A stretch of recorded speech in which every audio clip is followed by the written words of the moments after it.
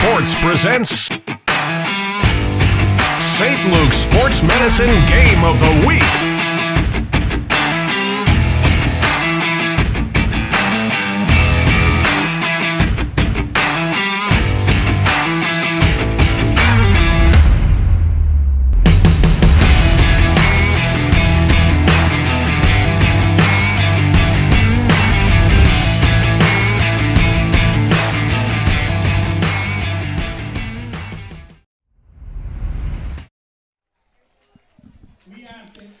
Cottingham Stadium in Easton, Pennsylvania, the site for East Penn Conference football action. It's our D11sports.com game of the week, presented by St. Luke's Sports Medicine. Tonight it's the Mounties of Stroudsburg with a record of 3-2, taking on the Red Rovers from Easton. They start up with a record of 4-1 on the year. Hi and welcome everyone. Al DeCarlo alongside Matt Evancho. So glad you could join us here on D11sports.com. We expect a good matchup between these two teams, and we are into the second half of the football season. It's a little, cloudy, a little misty night, but always great to be back here at Cottingham. It is, and you say cloudy and misty, just like the 6A classification right now. Cloudy and misty of who's going to get into that postseason play, who's going to get the top seed, who's going to get the number 8 seed, and who's going to be between. We have two teams here tonight that are fighting for one of those spots. Jim Miller, the head coach in his 12th year, 80-41 overall. They're coming off a shutout win against Pocono Mountain East by the score of 37-0. Their key player really is their quarterback. He can do it on running, or he can do it passing. And that's Ben the thing. Pilcher. And that's what Ben Pilcher can do. He can do it with his legs. He can do it with his arm. And he's been selective when he's done both. And that's one thing that Coach Miller was so ecstatic about, and how he felt that's exceeded his expectations about how he's been able to manage that throughout the first half of the season. And for the Eastern Red Rovers, Matt Seneca in his second year, coming off an overtime win, 28-21 against Emmaus. Will Day, one of their running backs, but he's been key. He is one of the running backs. We'll hear about the two of them shortly. But Will Day, he's here about the leadership. The leadership he provides, out last year with an injury, but Easton was fortunate to have him as the leader throughout the whole season. He took that role upon himself. He took it upon himself this year as well to lead this team and be a vocal leader for them, and to keep them on the right track, keep them focused, and they're in a great spot right now because of that. Well, it's week 6. We should see what will happen tonight. It's Stroudsburg Easton, your D11sports.com game of the week, presented by St. Luke's Sports Medicine. It's here! For real! It's St. Luke's Children's Hospital, ready to help all kids. They're keeping kids healthy, fixing us up, making us feel better, helping kids be the best they can be, because it's about us. The kids! It's St. Luke's Children's Hospital! St. Luke's Children's Hospital is helping kids with everything, from routine checkups to specialized care. It's here! It's great! Yeah!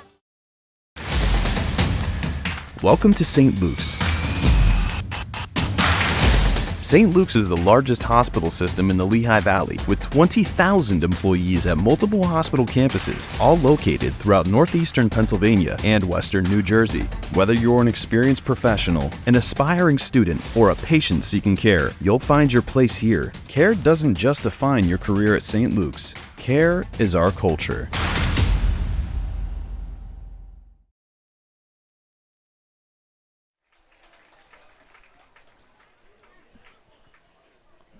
We are back here at Easton, so glad you could join us as we get ready for this matchup between these two teams, Stroudsburg and Easton.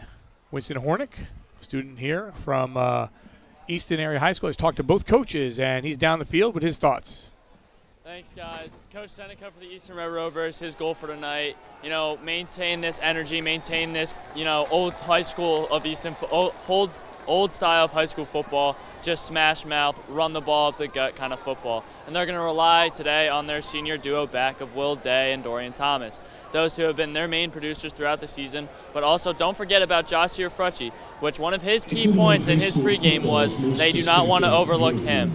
One of his bigger things is they've been calm this year. They came out with the win last year, 21-3, but they look to even come out with a bigger win and stay calm. As for Jim Miller and his Stroudsburg Mountaineers, they look to use their elusiveness behind, under center in their QB. If he can roll out, make plays with his feet and through the air, he thinks they have a shot at winning this ball game. As for the environment here, he doesn't see it as a beneficial factor because he thinks his players are used to it. He looks to contain Easton's fierceness up front on their front 7 on defense and hope to contain them. And their goal is to contain edge rush Makai Grants for the Easton Red Rovers and hope to contain him and not let him pressure the quarterback. All right, guys, back to you. All right, Winston. Great job. Winston, a junior here at Easton Area High School. Had a chance to talk to both coaches and really got his thoughts in with the coaches as well. He made sure that Jim Miller knew that he was from Easton. He absolutely did, and it was he's on his point. He's on his game and had real good thought-provoking questions, put the coaches on the spot, and really was able to pull out some information from them.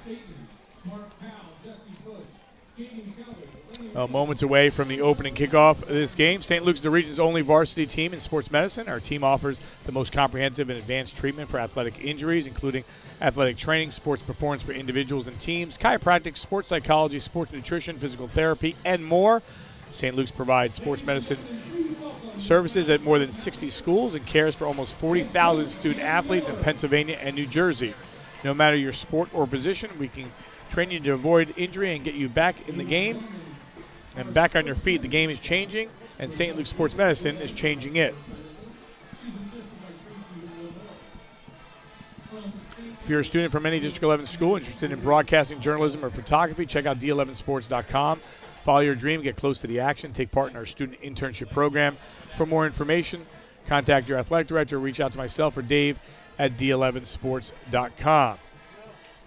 Support for d11sports.com Game of the Week comes from Michael R. Glovis, financial advisor at Morgan Stanley in Easton. For all your investment needs, call Michael R. Glovis at 610-559-6380, located at 101 Larry Holmes Drive, Suite 301 in Easton, PA. Morgan Stanley Smith Barney, LLC, member SIPC. Tonight's game is brought to you by Digital Scoreboard, your leader in video scoreboard displays. Keep your eye on the game and the score with Digital Scoreboards, where every moment matters. Let's light up Friday night football.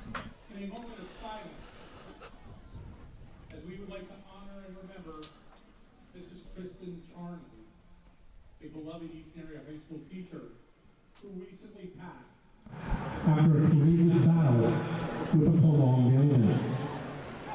Kristen was more than just a math teacher at Easton Area High School. She was a kind-hearted and dedicated individual who cared deeply for friends, students, and family. For over 20 years, Mrs. Charmley has positively impacted the lives of many. She will be greatly missed by everyone who had the privilege of knowing her. Our collective thoughts, prayers, and deepest sympathies are with our friends, family, and loved ones during this moment.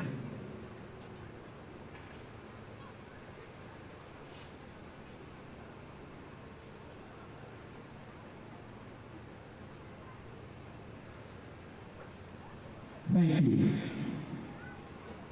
Ladies and gentlemen, please remain standing and remove your hats as we join the Easton Area High School marching band under the direction of Mr.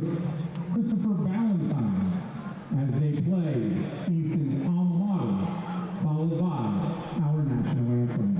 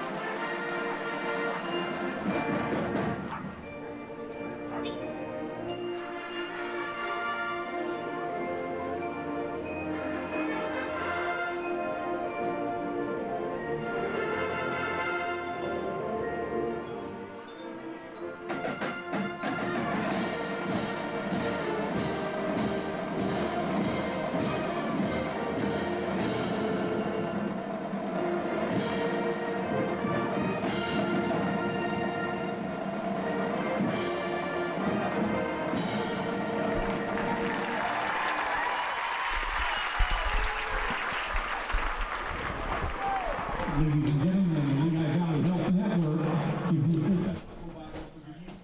the For over 175 years, New York Life has been helping families and businesses with their life, disability, and long-term care planning needs.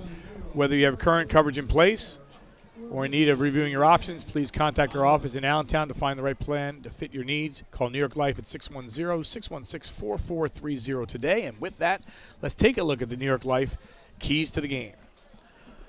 Coach Miller has spoken about these. He feels they have a schedule that set themselves up to be able to play physical, to be able to play a physical game, the style that we're going to see here tonight. He feels having those games early on his schedule have brought them to this moment, and they're healthy as they come into this game, which is something they need to have. They also need to play fast in every aspect, offensively, defensively. They're going to be tested. As for And on the other side for the Easton Red Rovers,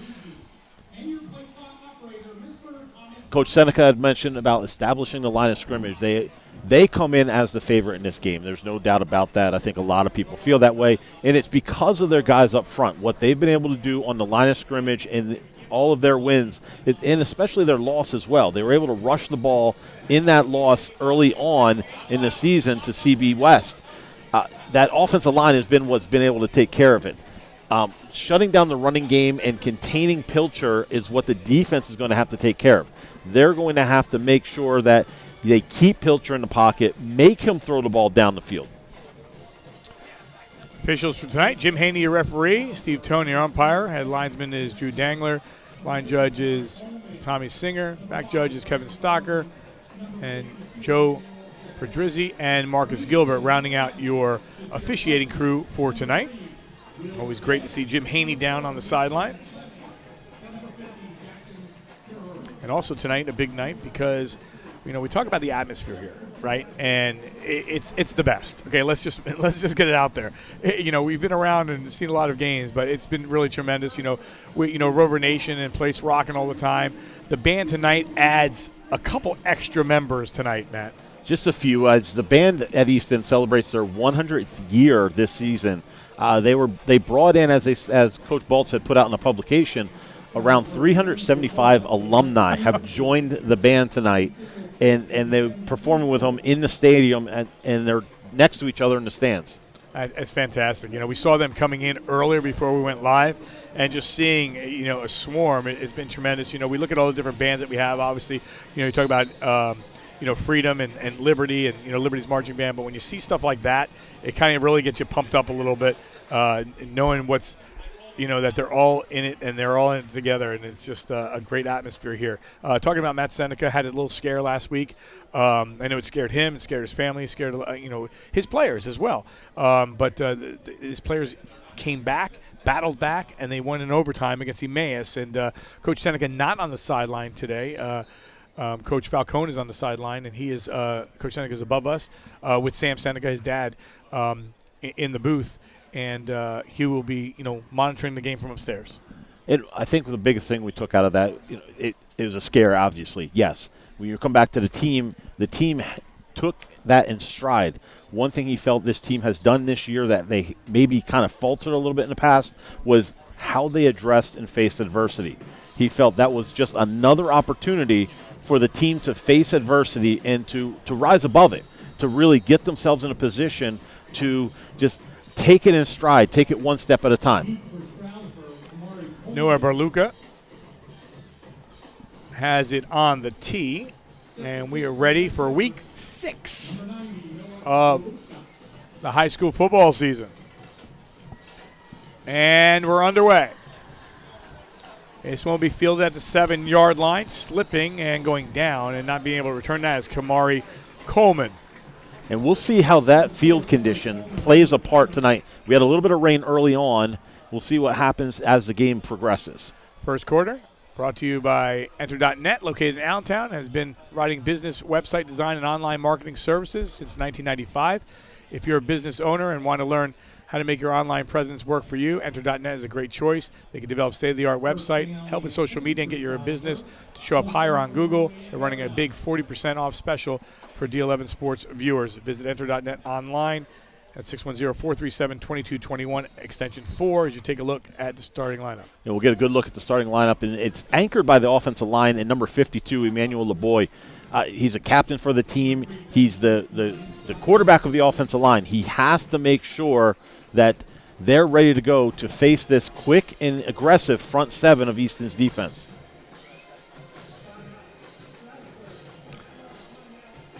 Well, how about that? I think Stroudsburg came out personnel-wise. I think they had a mistake. They had 12 guys, and they called a timeout before that 12th guy got off the field. Well, timeout only a second in, brought to you by Matheson, the gas professionals. Are you ready to fuel your career? Join our team and ignite your potential in the industrial gas industry. Check out our exciting career opportunities with MathesonGas.com. That's Matheson, M-A-T-H-E-S-O-N, gas.com.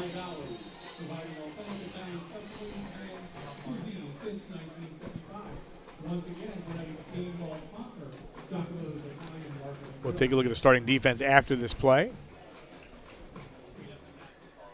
And obviously that's not the way you want to start on the road with Rover Nation right on you from the far side. You know you're going to hear it from that side anyway.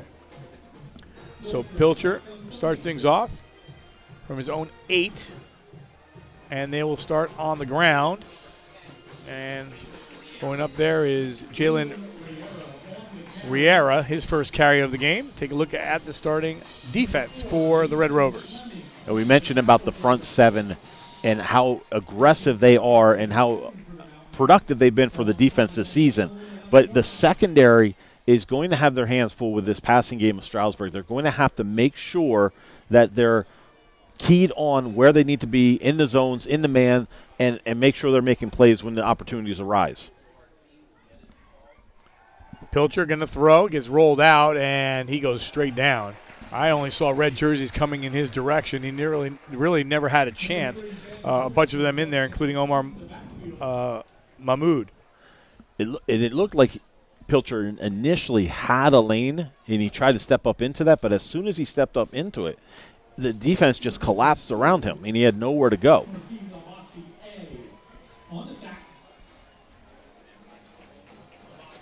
So just like that, 3rd down and 12, the ball all the way back to the 6-yard line for the Mounties. 3rd and 12. Pilcher to throw, has a receiver, and he connects, and he will move the chains for a first down as he does get into the hands of Kamari Coleman. Coleman, one of their key players coming into the game. You know he's going to get the ball rushing-wise, but 18 receptions on the year for 333 yards. And he's the guy for Stroudsburg that has to have a big game if they want to be in this game. He's scoring the ball, rushing the ball. He's scoring it and receiving as well. So they like to get him the ball in a lot of different ways, a variety of ways, and they need to make sure they do that to keep the defense on their heels.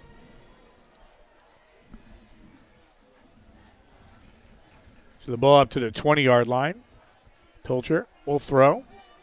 And that one is complete right around that first down marker once again. And again, is going to become his favorite target maybe tonight is Coleman. Nice little 1-2 punch. And I think what Coleman has is a nice matchup with the two cornerbacks for Easton. They're similar in build. It's not like he's going against a short and strong cornerback. He's going against two guys that have the same build as him, and I feel he can get position on them. So with the ball all the way back at the 6 on the 3rd down and 12, they convert on back-to-back first downs. Here, not much on the carry, maybe about a yard and a half or so. First carry of the night second carry of the night by Jalen Riera. Stroudsburg needs to make sure they continue to stick to the running game, try to get something going that way to, again, keep a balance for their offense. They can't just rely on Pilcher throwing the ball and Pilcher running the ball.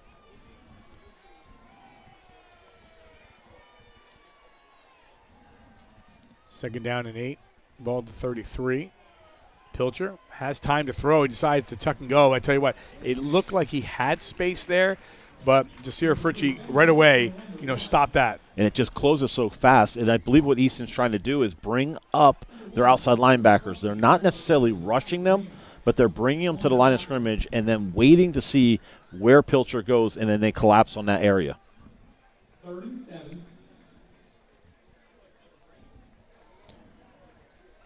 They converted earlier on 3rd down and 12. Here, 3rd down and 7. The ball sits at the 33. We're approaching the 8-minute mark of the opening quarter. Pilcher sees all kinds of pressure and nowhere to go. He had players coming from all different directions, and he's finally tagged on the play by a couple, including Algie Macon. Stroudsburg was trying to set up a screen to Riera, but unfortunately for him, he loses his footing as he's breaking out, and Pilcher has nowhere to go.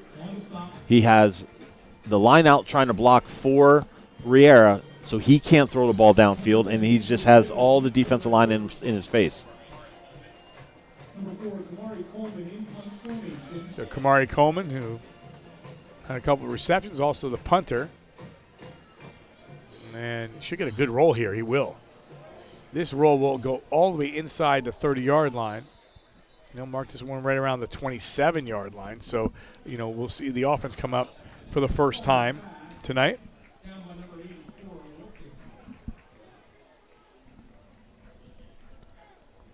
$7:25 on the clock. And we want to thank our good friends as we take a look at the Easton offense. The Easton offensive line is experienced. They have a year under their belt. They have a couple new guys here and there sprinkled in. They use some depth, which allows them to rotate guys, but they've been the key to this offense in this first half of the season. So start things off from the 27-yard line. And one thing you'll see, and we talked about it, the tandem that they have, that 1-2 punch, who's going to get the ball, where is it going to come from? That's Dorian Thomas. We'll talk about them because this defense will be tested today, not only on the ground, through the air as well. You're right, and I think one thing Easton that will test them on is the deep ball. They're going to try to get the ball deep to Frutchie, and that secondary of Pilcher, Taylor, Coleman, Riera, they're going to have their hands full all night long. So pickup of 4. And they stay on the ground. This first flag of the game after getting loose is Dorian Thomas. And Thomas gets taken down inside the 40-yard line, but we will wait for the call. But a solid run there by Dorian Thomas. You saw that he can really get upfield. And you have to think, because of where this was thrown, this will likely come back.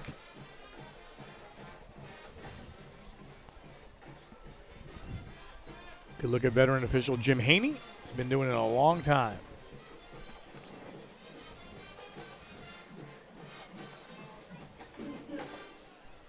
You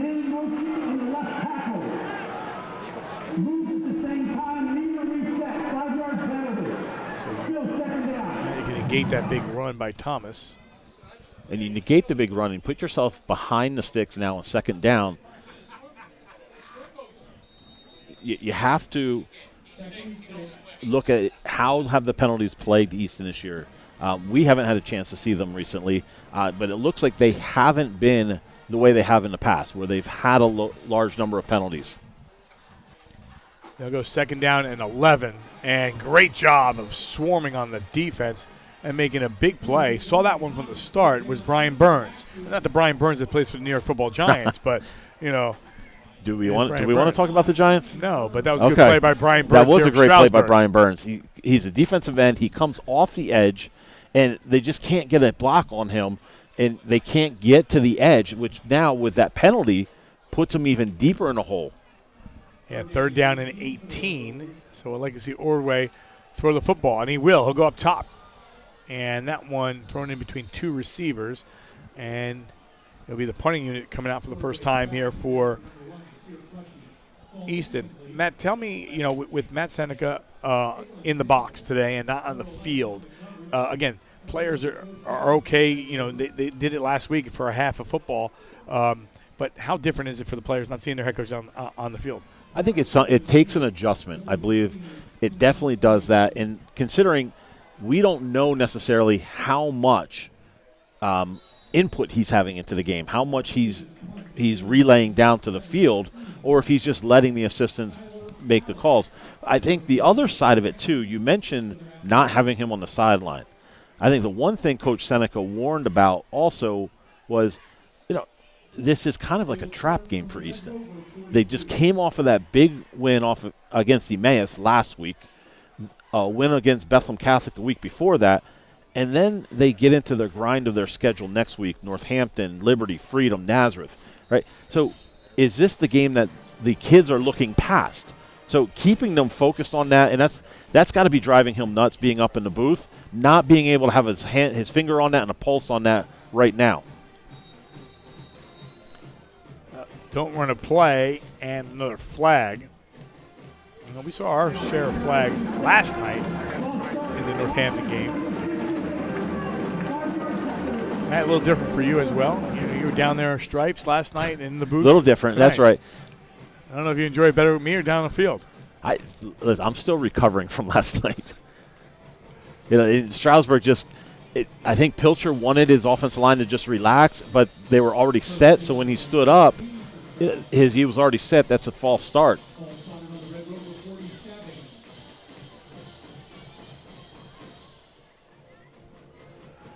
Looking to throw. And he's double coverage. This could be dangerous, and it is. It is intercepted by Andrew Biddle. One thing Ben Pilcher can't do is put the ball up too long and allow the Easton secondary to cover ground. I think he just gets this up in the air, and really not the best of decisions. Really a two-man route, and what he needs to do is make sure he throws that more to the outside and either leads his receiver and allows him to make a play on it or throws it out of bounds. And, Matt, I was just ready to say,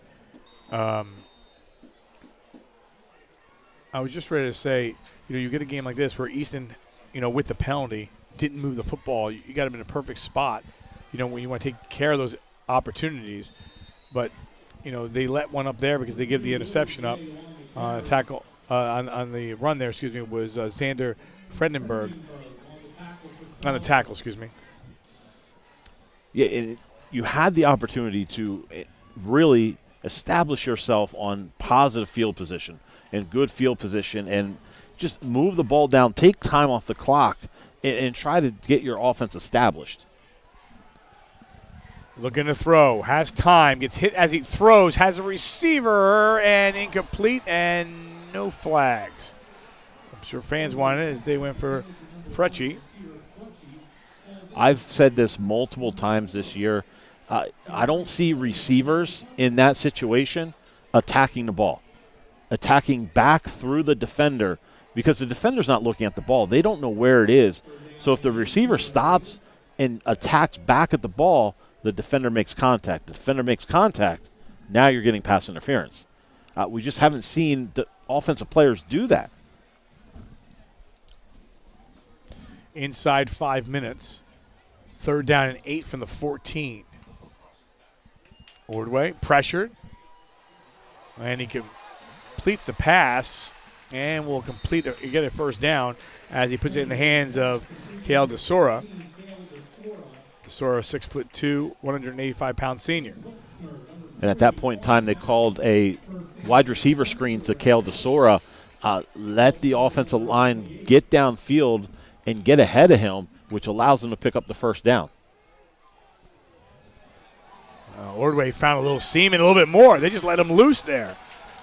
And he gets inside the 50 and finally taken out of bounds right around the 48-yard line. Matt, it looked like it was going to be a 6-7-yard gain, and all of a sudden no one decided to tackle, and he went outside and gained an extra 20.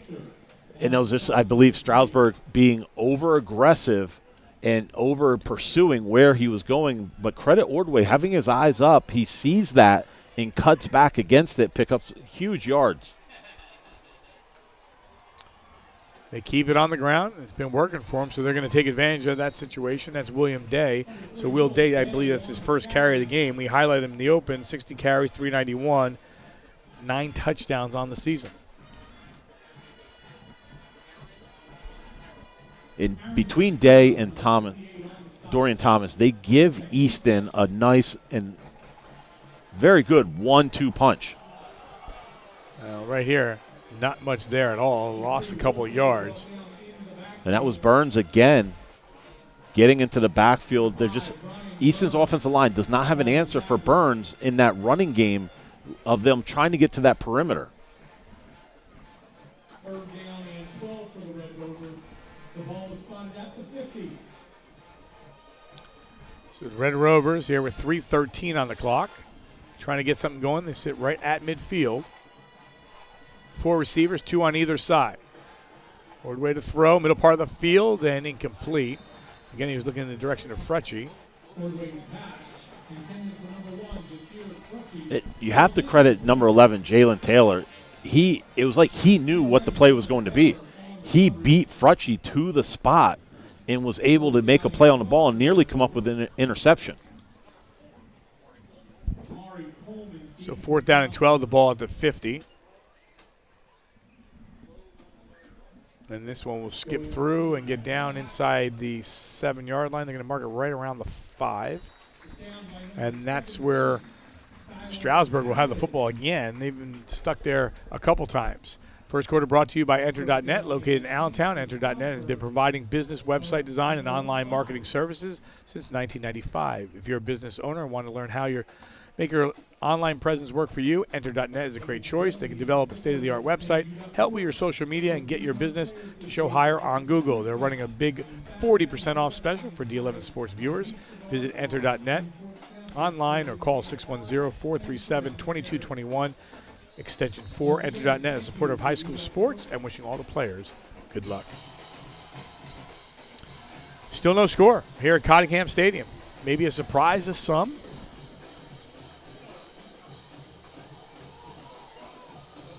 That ball got loose. I'm not sure. We have a flag down. I believe we're going to get a false start on the wide receiver. Yeah, there's someone moving there. I mean, Stroudsburg's fortunate for that because whatever happened to the ball, it came forward, and Easton recovered it. So they're going to move this back. Take a look. So the receiver that moves is off screen. You can see his shadow on the right side of the screen.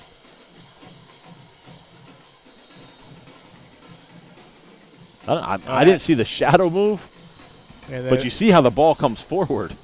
Yeah, it bounced right off of one of the Stroudsburg players and just moved forward. So they go on the ground, and it's going to be a safety. This could be trouble.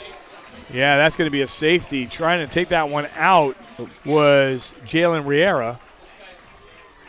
And 2-0 here, bottom of the 3rd.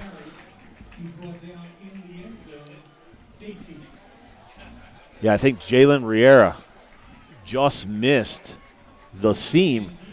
Knowing where he's at, he has to know where he's at. He has to stick his nose up quicker and get forward to try to get some yardage. So Anthony Diaz, one of the players in there, making the stop. All right, so just bottom of the 4th here. Oh, I thought it was 2-0. second. Wow, you just changed it. Already in baseball mode. And we'll be at this time next week. We'll be deep into the playoffs. Yankees clinching the East. Just throwing it out there. At least some positive for me a little bit. Positive wasn't last night with that game. Oh, boy, oh, boy. Give them credit. They stuck in there. Yeah, they should have won the game. Staying in is one thing. Being able to maybe score a touchdown, that would have been nice. Anyway, right now, no touchdowns scored. It's 2-0. And, Matt, you get back to that. You know, they had the penalty and moved them back half the distance. And, you know, they tried to get it out. They didn't.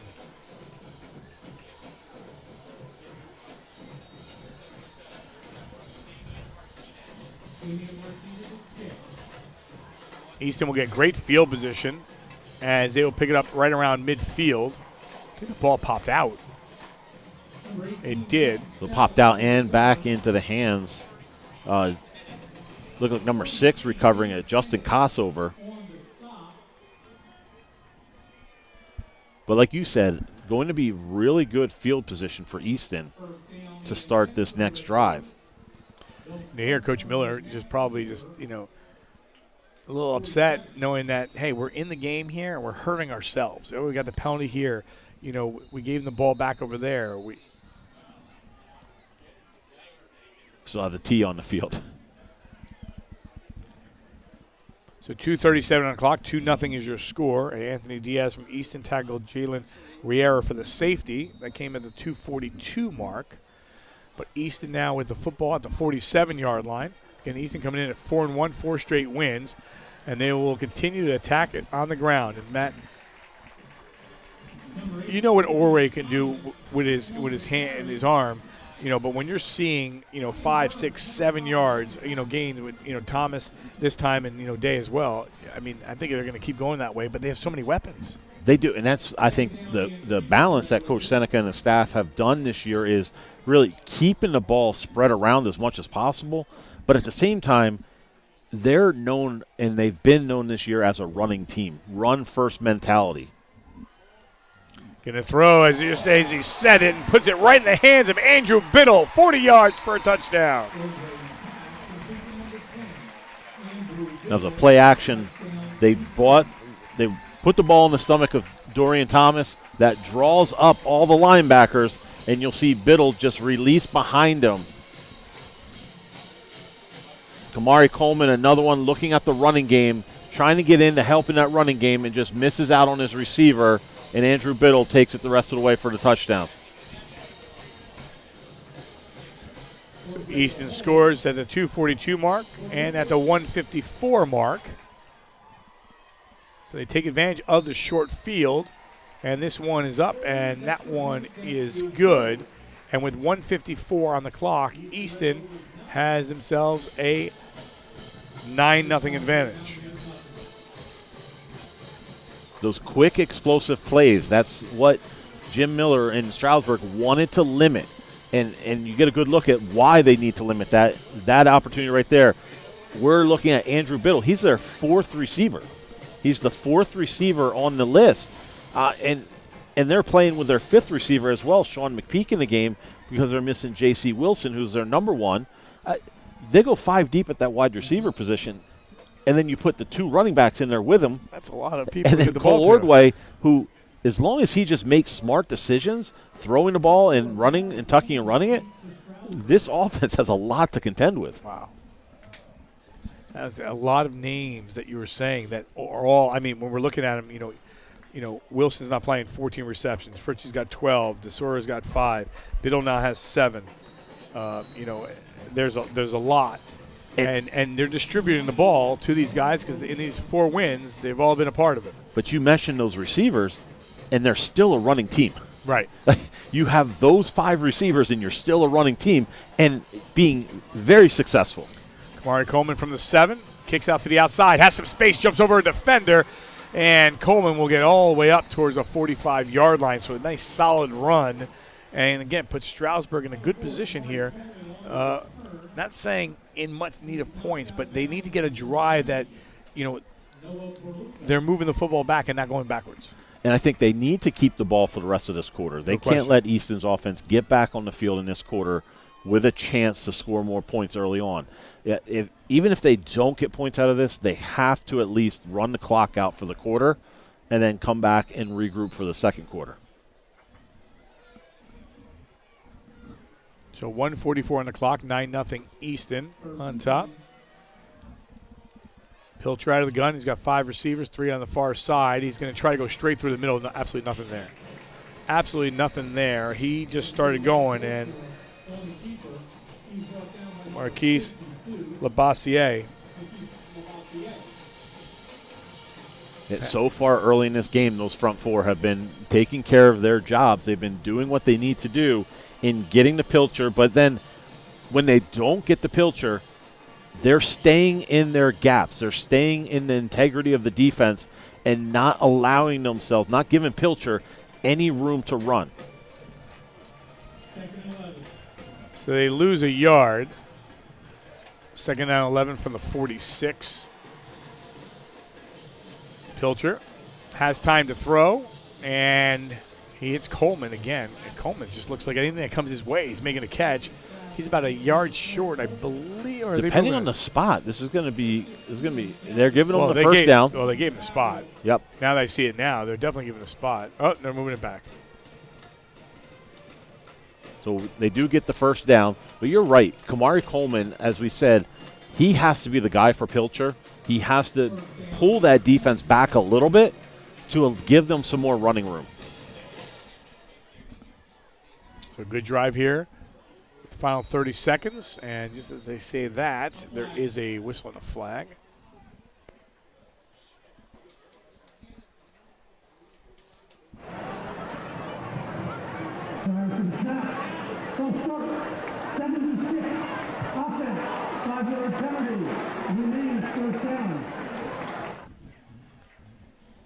There again, that the penalties are really taking a toll on Stroudsburg tonight.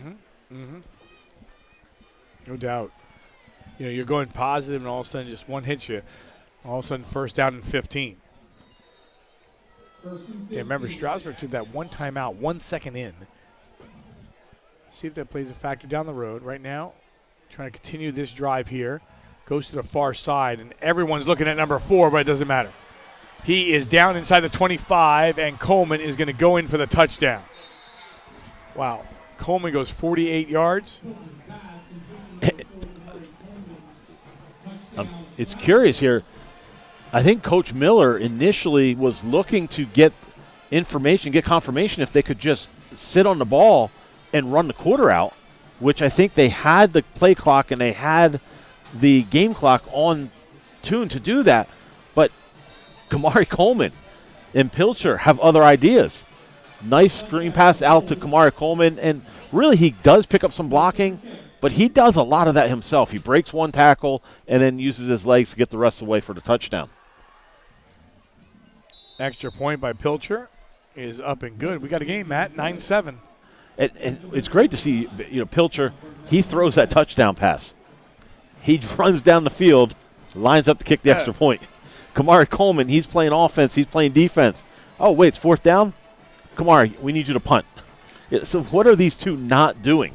But if we see that play again, I mean, you said it. It's just a quick toss and just like, all right, let's just, see what we can do here. And he makes it happen here. I mean, look. He does. You look outside. Look at all the red. He breaks the one tackle. I think that's just a matter of a bad angle by the Easton defender, but then they don't get a body on him. From that angle, again, it looked like really no one touched him. And as you said, there were 3-4 guys right there.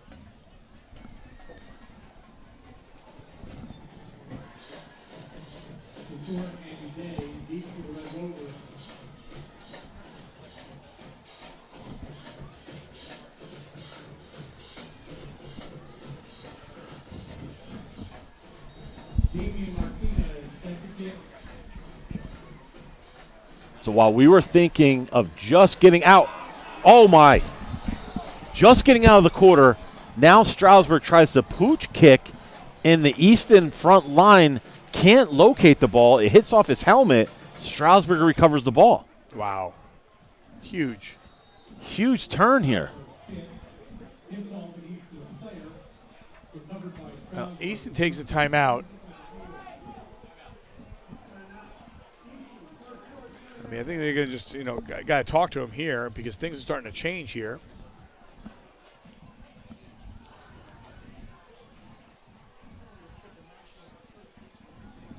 Timeout brought to you by Matheson, the gas professionals. Are you ready to fuel your career? Join our team and ignite your potential in the industrial gas industry. Check out our exciting career opportunities at mathesongas.com. That's MATHESON gas.com. And just throwing it down there, Matt Seneca is down on the field. And if you read any kind of body language, I don't think he's very happy. No. Not at all. And I think he just, he called that timeout and said, hey, guys, let's play our game. And we just said it. They were doing everything right there until the final, 30 seconds? Yes, they were. So now with the football after the turnover, and that will finally wind down the clock through one quarter at Cottingham. We've got an interesting one. 9-7 Easton. You're watching our D11Sports.com Game of the Week presented by St. Luke Sports Medicine.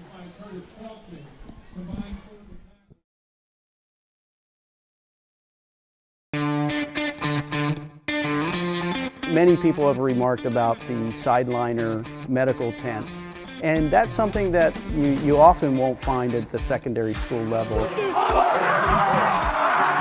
It felt like a little bit more like a collegiate or a professional atmosphere with things like HIPAA and making sure that there's privacy for our student athletes when they're being treated. I think it adds an extra layer of that so that our kids can be seen and evaluated without the entire community looking on. And ultimately, if it's something that has to be addressed, it's done privately.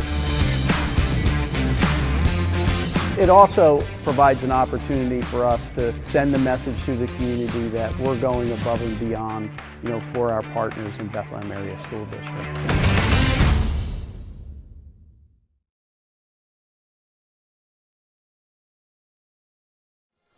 We are back, and Matt Seneca, the head coach, on the sidelines. And that had to drive him nuts, being up there, one. But then two, you kind of feel like your hands are tied. There's nothing you can do. You don't have that interaction with the players. So he felt he had to get back on the field. So going back down on the field and see if it gives a spark as well. And we see there, number 3, Will Day coming in to make a tackle. I think running the ball is one thing he's done. The one thing Coach Seneca mentioned the most about Will Day is the fact that he's been able to come on the field, play defense, and not just play defense, but really be a leader of that defense. He knows all the checks. He knows where everybody's supposed to be. He knows everybody's assignment, just a smart defensive player, and that's like having an extra coach on the field. A big drive of the game right here. Stroudsburg, they've made their mistakes. They've had some issues. They battle back, and they get back some of those mistakes. And they're in a position here in a 3rd down and 11, and we'll hold the traffic here because there's another timeout on the field, and this timeout is going to be charged to Stroudsburg. Timeout on the field, and the timeout brought to you by Matheson, the gas professionals. Are you ready to fuel your career? Join our team and ignite your potential in the industrial gas industry. Check out our exciting career opportunities at mathesongas.com. That's MATHESON gas.com. If you're a student from any District 11 school interested in broadcasting, journalism, or photography, check out D11sports.com. Follow your dream and get close to the action. Take part in our student internship program. For more information, contact your athletic director or reach out to myself or Dave at D11sports.com.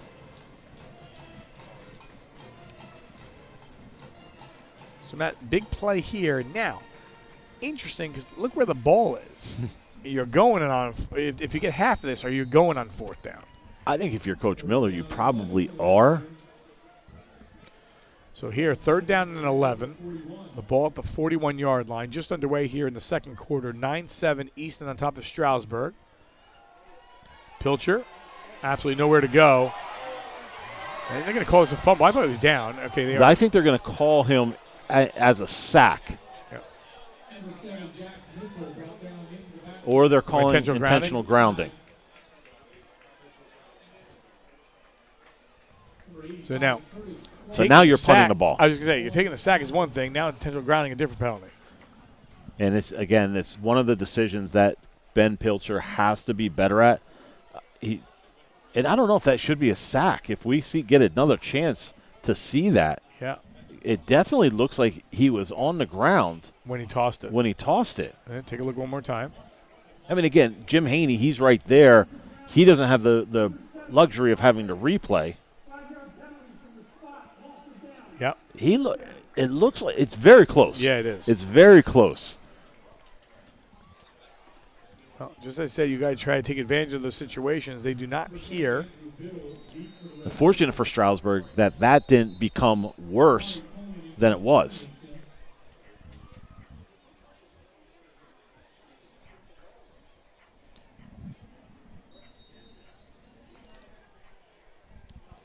So Easton will get the football back here.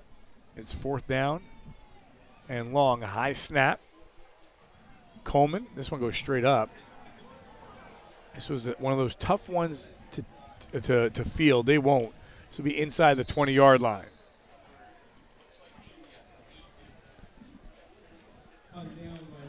For over 175 years, New York Life has been helping families and businesses with their life, disability, and long-term care planning needs. Whether you have current coverage in place or in need of reviewing your options, please contact our office in Allentown to find the right plan to fit your needs. Call New York Life at 616-4430 today.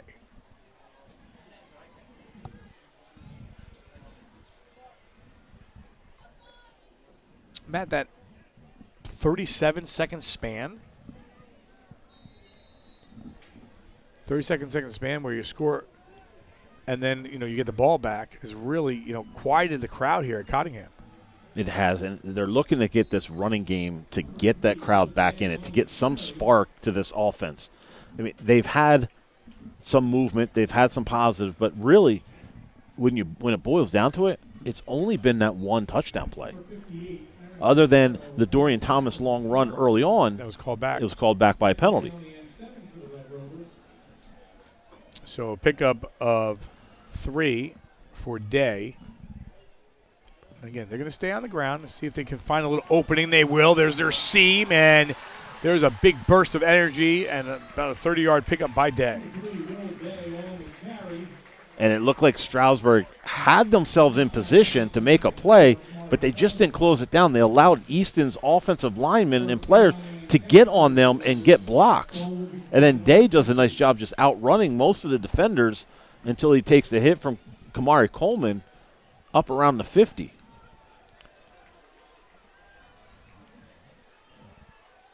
Ordway will throw that one in the middle part of the field. That's how it's been, and that's what they did earlier. They'll do it this time again, and in for 50 yards and the touchdown, and that's 2 touchdowns to Andrew Biddle on the same exact play.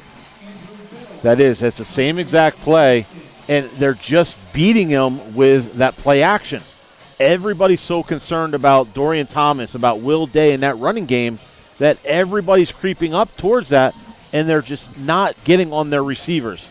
Coach Miller had mentioned, we have to pick our poison. Are we going to creep up? Are we going to attack that running game? And if we do, we have to be solid on the back end. And right now, 2 big plays, they have not been solid on the back end. And the extra point is good by Berluca. And just like that, 2 minutes into the second quarter, Easton increases their lead now to 16-7. And we have a quick turnaround again. Stroudsburg looks like they're going to close the gap, then big play. And they can't do that all night long. They can't make this into a track meet with Easton. Nope, not at all. D11sports.com thanks Michael R. Glovis, financial advisor at Morgan Stanley in Easton, for his sponsorship of the Game of the Week. For all your investment needs, call Michael R. Glovis at 610-559-6380, located at 101 Larry Holmes Drive, Suite 301 in Easton, PA. Morgan Stanley Smith Barney, LLC, member SIPC. Digital Scoreboards is proud to sponsor Lehigh Valley High School's Friday Night Football. As a leader in video scoreboard displays, we're here to light up your Friday night, proudly serving the Lehigh Valley District 11, where every score and play shines bright. So 10:01 on the clock here at Cottingham Stadium, week 6 of the high school football season. Easton on the scoreboard, leading by the score of 16-7.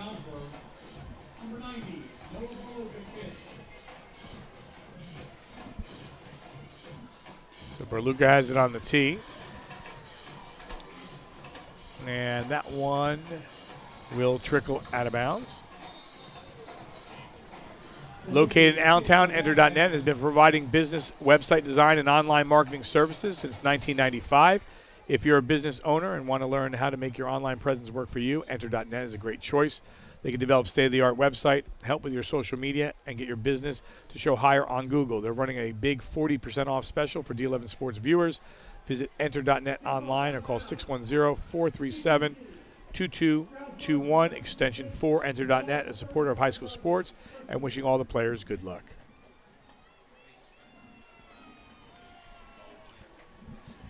Now, Matt, you said you don't want to make it, one of those kind of games that are going to go back and forth. But if you're Stroudsburg right now, you have to do it here, right? Because you don't want to give up a possession. You want to still – and you have good field position here at 35. I would think they do need to do something. They need to get something going for themselves, and a touchdown obviously would be fantastic.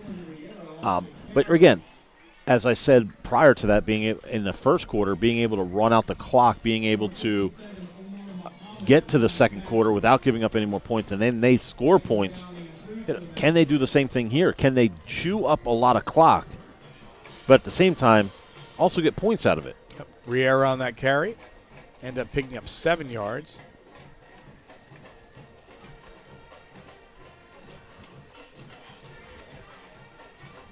So 2nd down and 3 from your own 42-yard line.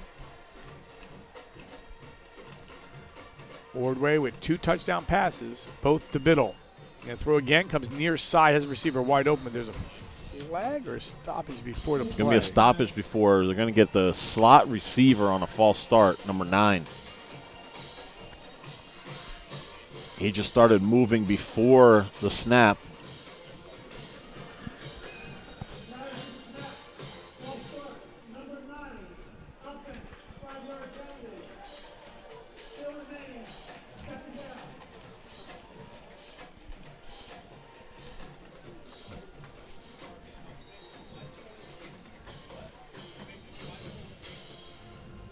So 2nd quarter action inside 9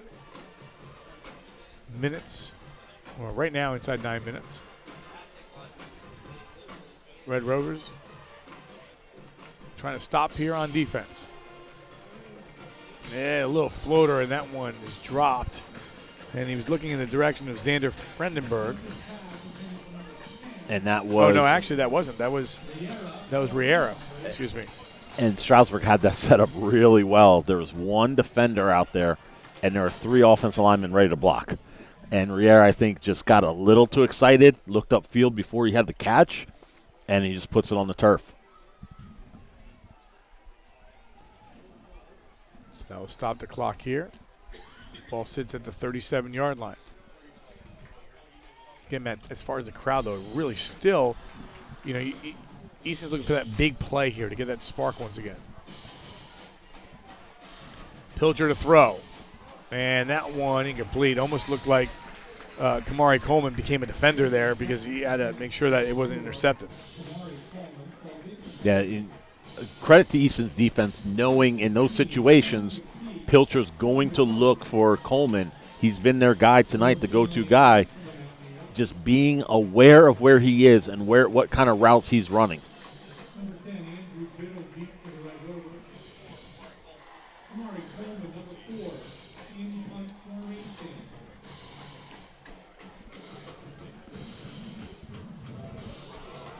That may have hit a player there. It did hit a player. Now, you can't advance that. That was... Yeah, I think that's hit him. That was Frucci, I believe. He put his hand up. Yeah, this is going to be... He put his hand up to touch the ball.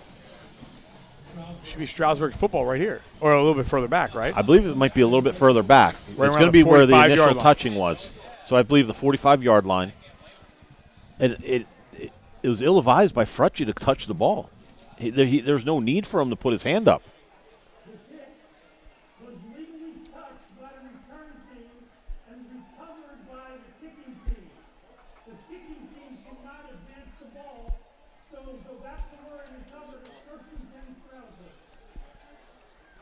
You're right on that, Al. Good job. Yep. Well, I try every now and then to get something right. You should join us. Come on the field and join us. No, I officiated one time, and it didn't go well for me. But I'm glad you're doing it, and I'm glad more are getting involved for sure. Maybe get out of the booth. Maybe I'll come in and join you one time. How about that? Pass play, and they go right for it right away, and a nice solid reception and a gain of about 12, 13 yards. That was into the hands of Jalen Taylor. And I think it's a great job by Stroudsburg going to another direction, trying to get another receiver into the game other than Coleman.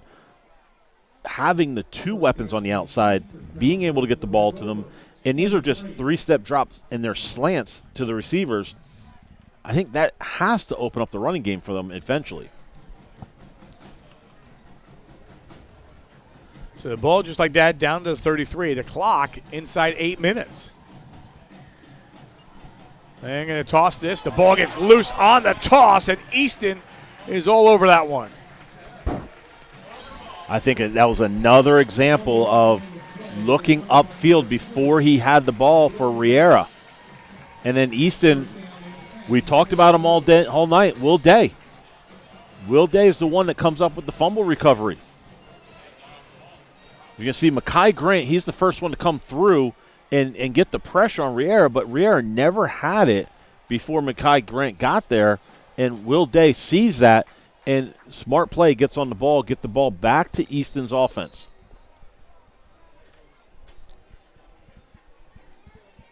So, Matt, first you recover a punt, then you get it right back again. So we stay right here at 16-7. And Who you think wants the mo? The turnover battle, I think, is almost even.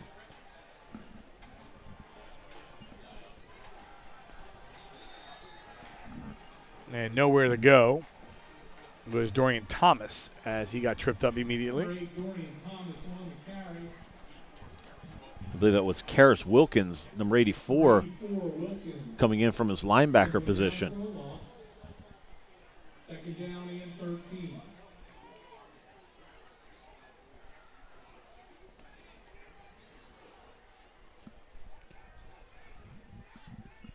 So they will keep it on the ground.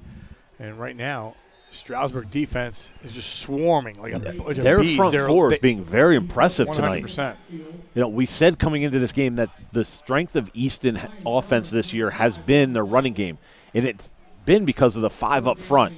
They come back with a lot of experience from last year, playing young, but this defensive front of Stroudsburg is giving them all they can handle early in this game.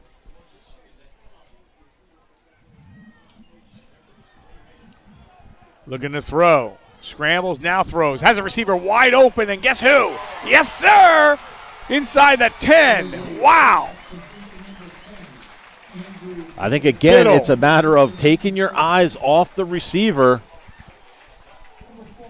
and not taking care of your responsibility. Biddle's in the slot right above the St. Luke's sign. He just comes upfield, runs a corner route. Ordway does enough to keep time, and he just slips behind. Nobody watches him get behind the secondary. I think, if anything, right now, if you're Stroudsburg, you came into the game wanting to know where number 1 was. Yeah. I think you need to know where number 10 is right now, too. And, you know, that all being said, you know they're going to go to number 1 now. Absolutely. 61 yards, by the way, on that reception by Biddle.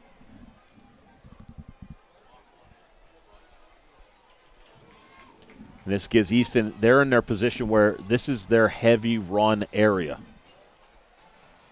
That one, Thomas just scoots on in. And Dorian Thomas goes in for 4 yards, and Easton now ups their lead. Again, we get to that, Matt, where we said, you know, it's back and forth, it's tight. Well, guess what? Because of that, it's huge. Just changed the dynamics of this game. And not to take away from what Easton's been doing, but you take those 3 big plays away from that Ordway getting the ball to Biddle, you take those 3 away, this is a completely different ball game. I mean, obviously we can't go back. You can't take it away. But if you're Stroudsburg, you have to go into the half and you have to think, listen, guy, the big play. We cannot give up the big play. Well, Easton misses the extra point there. It becomes interesting. But remember, they had the safety, so that kind of covers that for a little while.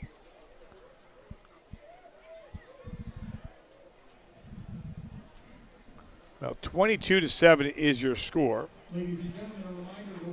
St. Luke's is the region's only varsity team in sports medicine. Our team offers the most comprehensive and advanced treatment for athletic injuries, including athletic training, sports performance for individuals and teams, chiropractic, sports psychology, sports nutrition, physical therapy, and more. St. Luke's provides sports medicine services at more than 60 schools and cares for almost 40,000 student athletes in Pennsylvania and New Jersey. No matter your sport or position, we can train you to avoid injury and get you back on your feet and back in the game. The game is changing, and St. Luke's sports medicine is changing it. St. Luke's all over this field. You know, we were here when they opened it, right? And we just like coming to Cottingham. You know, I got to tell you the story. Years ago, when I first came here, I didn't know it was called Cottingham Stadium. So I called it Cunningham Stadium, like, you know, Randall Cunningham. So that was my first introduction. See, I tell you the truth. That's just because you had so many bad memories of Randall Cunningham against the Giants. Anyway, all right, this is taken far side by Riera, and Riera gets taken down on the ground. Now, this becomes a crucial possession for 2 reasons. A, you said this in the first half. You didn't want to give the ball back eventually, though, it was Stroudsburg that scored a touchdown and did some damage in the final 30 seconds. But here, you want to kind of get into the locker room with a little momentum. If it's 3, if it's 7, but you don't want them to extend the lead and get 29. Exactly. You don't want to give them another touchdown. I think at that next touchdown, if it's Easton, I think that slowly closes the door on this one. If Stroudsburg's able to get one here, that puts them 1 score behind. So we're looking, does Easton go up by 3 scores, or does Stroudsburg come back and be down by 1 score? That's kind of where we're at with this.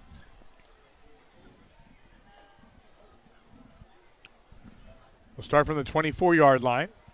Pilcher to throw, comes sidelines, and wow, I like this kid. Kamari Coleman went back and caught that ball. I mean, you're stopping on a dime and turning the other way to make the play. He does a real nice job of controlling his body in and out of his routes. You get a good look at this here. When he makes that break to come back to the ball, he's under complete control, which allows him to make that reach, to use his wingspan to bring the ball in with that reception.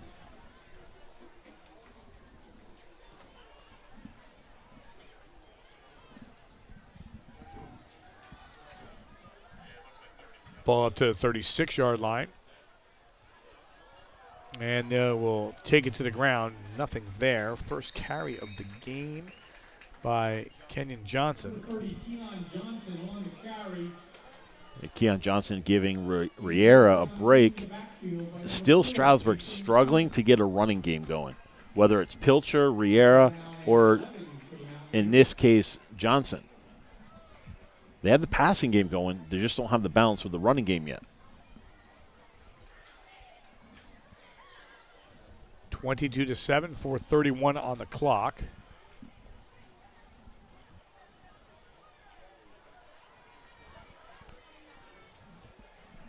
Stroudsburg very patient here. Again, play clock down to about 3 seconds. Gets flushed out of the pocket and will go down. And he's been getting some visitors as of late. Once he tries to pass, if he doesn't deliver quick, a couple guys been in there. That was Marquise Labossiere again. And as you said, it's not like they're really rushing and getting a free run at him. It's them rushing and really keeping their gap integrity, like I said earlier, and letting Pilcher decide where he's going to go, and then they collapse to him. Well, Easton did take that timeout, but they still have 2 left. So they're going to try to stop him here and get the football back. Here comes the pressure, and Pilcher goes down. Swarming right through there is Algie Macon. I wasn't quite sure if there was a screen coming or what, because the defensive line was in there so fast. Take another look. You're going to see the defensive line from the top of the screen, 55 is Macon. He's in there so fast. He blew right through that line. It looked like Pilcher was looking for a face mask. So Red Rovers will try to save some of this clock. Timeout brought to you by Matheson, the gas professionals. Are you ready to fuel your career? Join our team and ignite your potential in the industrial gas industry. Check out our exciting career opportunities at mathesongas.com. That's MATHESON gas.com. So 3:24 on the clock. Matt, this doesn't seem like it's a 22-7 game, does it? It seems like it's much closer. But when you have a team, I think, that has big plays, I think you lose sight of the fact that they can get ahead so fast, right? Because I really think at this point in time, you kind of lean towards Stroudsburg with time and possession. Yep. And they've had 3 opportunities to get back in the game. They did at 9-7 and do a little bit more damage, and they couldn't.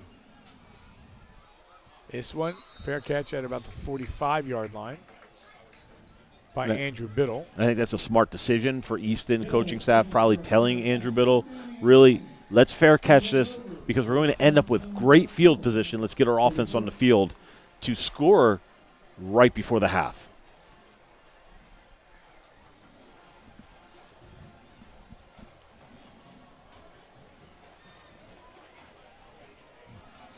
I believe we'll have a longer halftime. because we were talking about the band members being the 100th year, and they're going to be performing on the field as well. So we'll take that in for halftime. And with that, we'll have a timeout for Stroudsburg. Well, Stroudsburg right now, Jim Miller, he wants to make sure, hey, listen, we got 3:17. We go in the locker room down 22-7. We're going to take it because, but we cannot be down more than that. Timeout brought to you by Matheson, the gas professionals. Are you ready to fuel your career? Join our team and ignite your potential in the industrial gas industry. Check out our exciting career opportunities at mathesongas.com. That's MATHESON gas.com.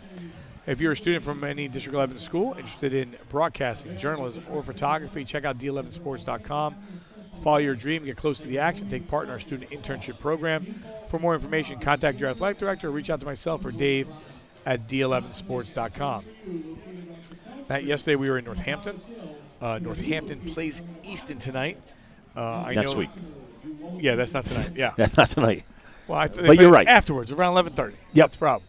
So I know, Coach Toman had talked about, the atmosphere here and, wanting his kids to kind of get the atmosphere and seeing it. So it should be interesting next week between those two teams. I agree with you. I think Northampton will come in and want to try to match that physicality. Yep. I mean, you saw it last night. I saw it on the field. They are very big. Northampton's offensive line and defensive line are very big, and they come at you physically. So I think that's going to be something that, Easton will have to contend with. But, again, I think they're up for the challenge. So I think that's going to be a good game next week. 2nd down and 8. This went down to shoelaces. Is there stickum on him or what? He's catching everything. And I think that's I'm impressed by Andrew Biddle, 5'11", 160-pound junior. Biddle came in with 6 catches. Already has, I think, 4, right? 4. That was his 4th. 2 touchdowns, 1 big pass. Just like that, it's 3rd down and long. And this is going to be close because Frutchie moved up top. But will they say that it was Stroudsburg who came across first?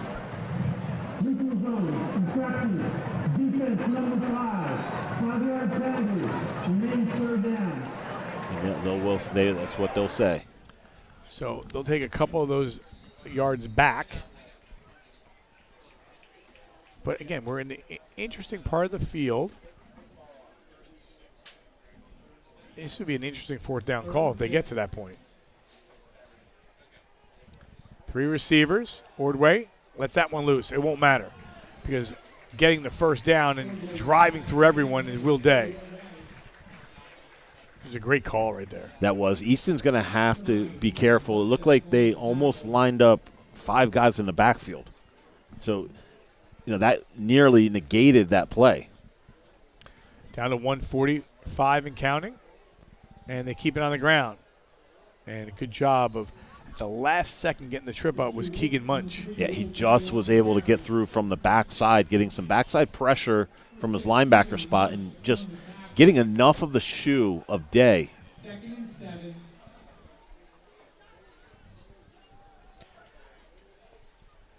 Back on the ground they go. Again, there's only 1 timeout left for the Red Rovers. And this brings up a 3rd down. 3rd and 4, it looks like.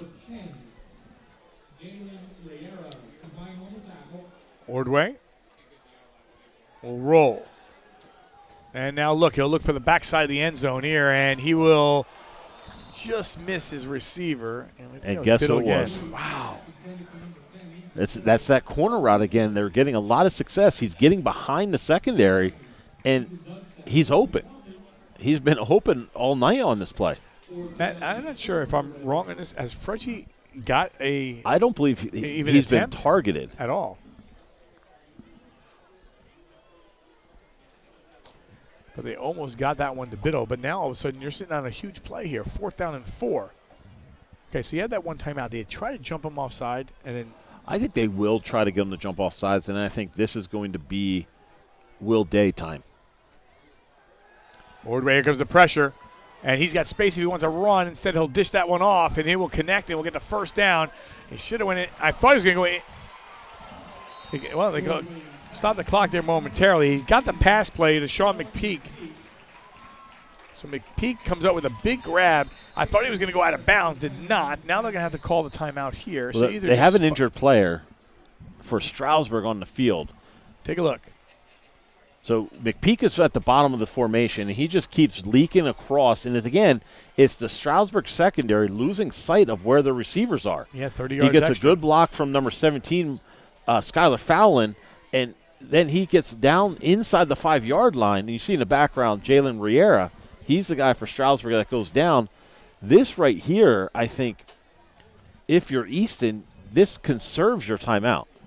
Because depending on how quickly they reset this, you can get out there and be ready with your play right away. So you don't need to spike it. You don't need to take your timeout. But you need to be ready that the ball's going to start or the clock's going to start. Yep, and they had the ball sitting at the 3-yard line after the reception was made downfield by McPeak. First down and goal to go for the Red Rovers from the 3. So they'll roll the clock here. On the handoff, straight through the defense. And did he get in? Yes, they say sure. Will Day in for the touchdown, 3 yards.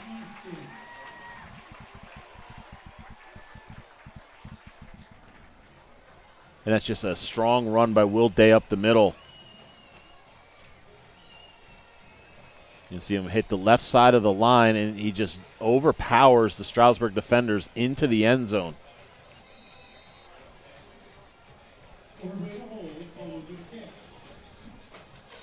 Extra point for Noah Berluca. And that one is up, and that one is good.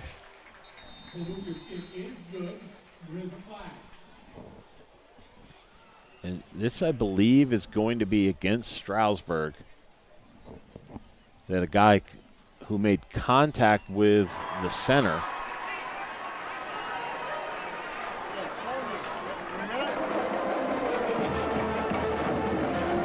Seneca talking to Jim Haney. So they'll get 15 yards on the kickoff.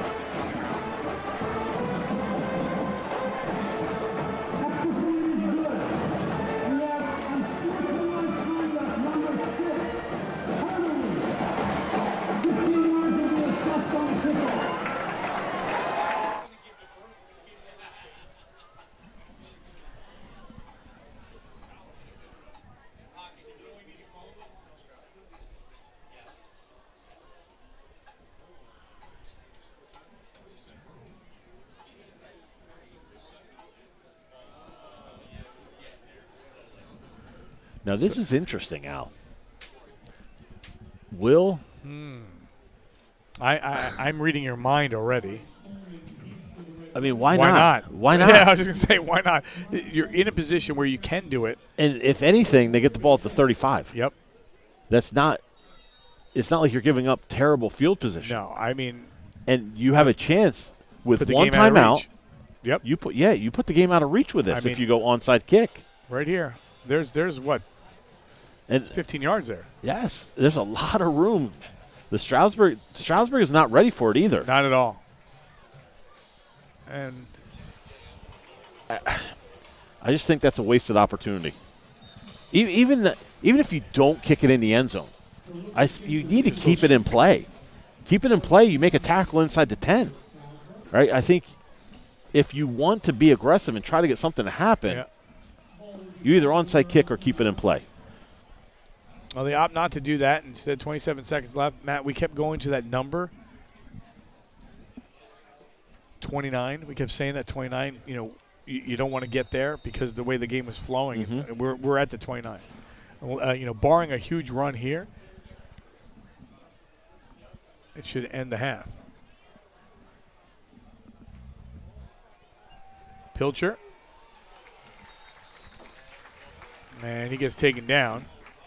It's just anything where he has to stay in the pocket longer than what seems to be like a 3-step drop, he just has no time. Number 55, Alvin Macon. Number 85, Curtis Croston. Combined for the sack.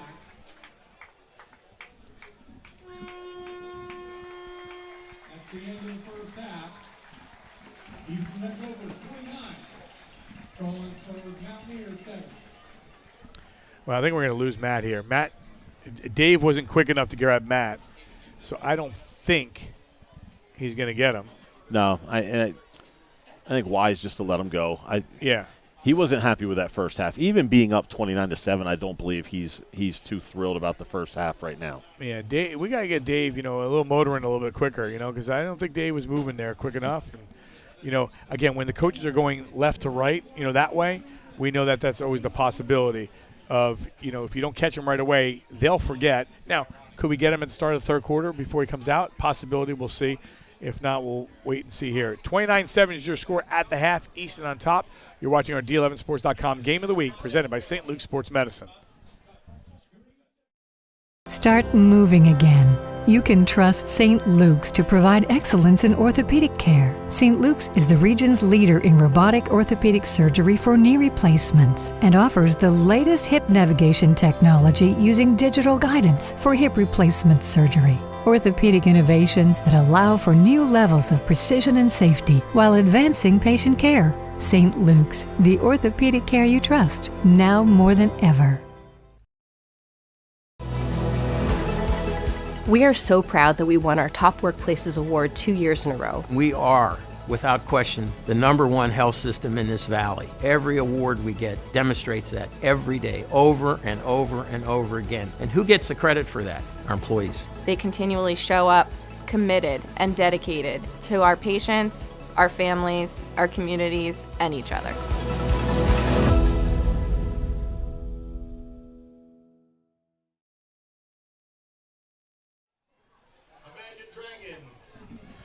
We are back. 29-7 is your score. And we'll take you through the scoring in here. And, first of all, when we look at this matchup, the way it's been, it's been Biddle, right? And it's been Ordway. They've been doing it. While the running game has had that kind of attack, it's been, those big plays that changed the game that was, 9-7 to 29-7. It was quick, too. It just, like a flip of a switch, those big plays just put the game out of reach right now for Stroudsburg. They have a lot to do in the second half to come back and establish themselves as back in this game. And Easton, I believe, will come back out, and I think they're going to try to go for it right away and try to put this out of reach because, again, after tonight, they have a huge stretch in front of them. Northampton, Liberty, Freedom, Nazareth. Those are 4 real challenging games in the back half of the schedule. Now 1 half in the books. We'll go down the field. We'll listen into the Stroudsburg Mountie Marching Band.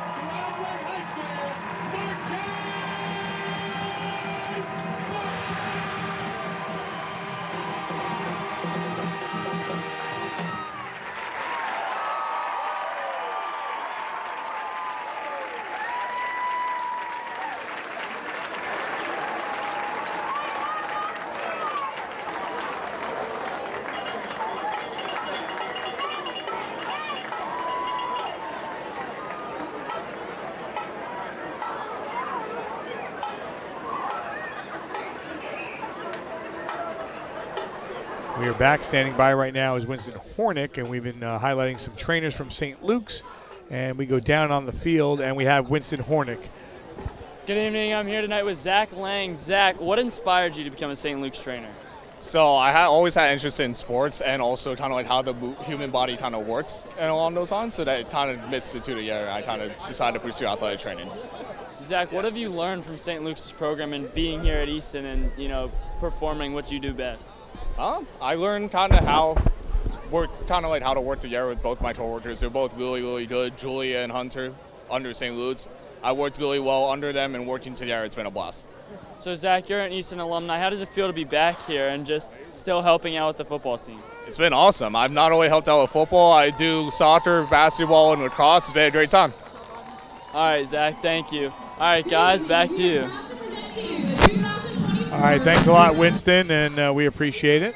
I always like talking to the trainers. They do such hard work, and, you know, we talk about them, you know, all the time, and with our partnership with St. Luke's, and it's such an integral part of athletics in the Lehigh Valley and beyond. And you're right. It goes beyond that. And I think as the years go on and the science of everything evolves, you look at not just the athletic trainers, but then what do they bring in terms of knowledge in strength and conditioning? What do they bring in knowledge of nutrition?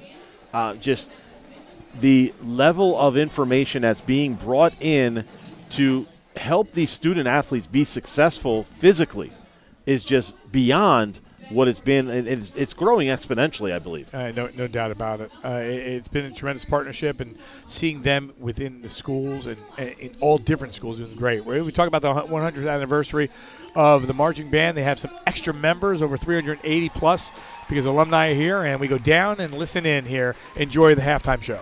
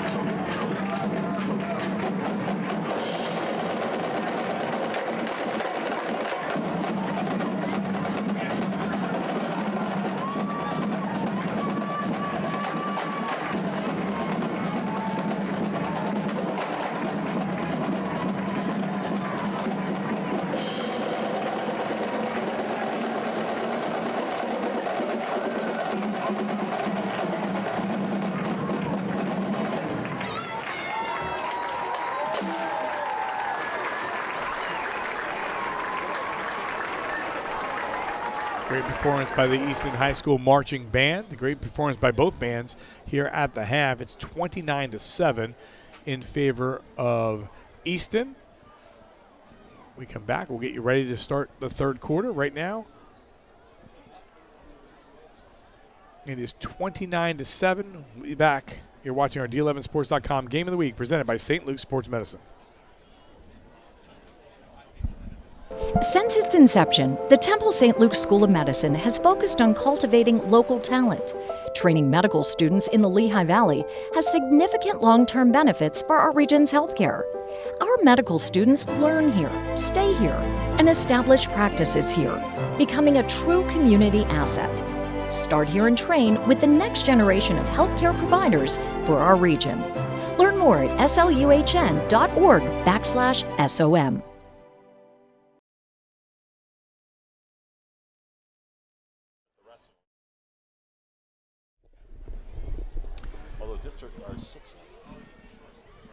We are back. 29-7 is your score as we wait for both teams to make their way onto the field.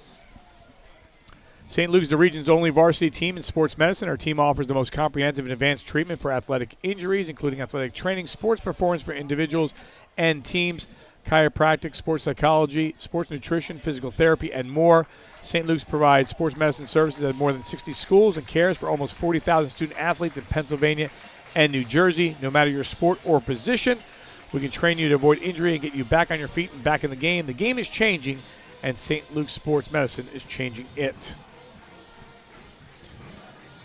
Tonight's game brought to you by Digital Scoreboards, your leader in video scoreboard displays. Keep your eye on the game and the score with Digital Scoreboards, where every moment matters. Let's light up Friday Night Football.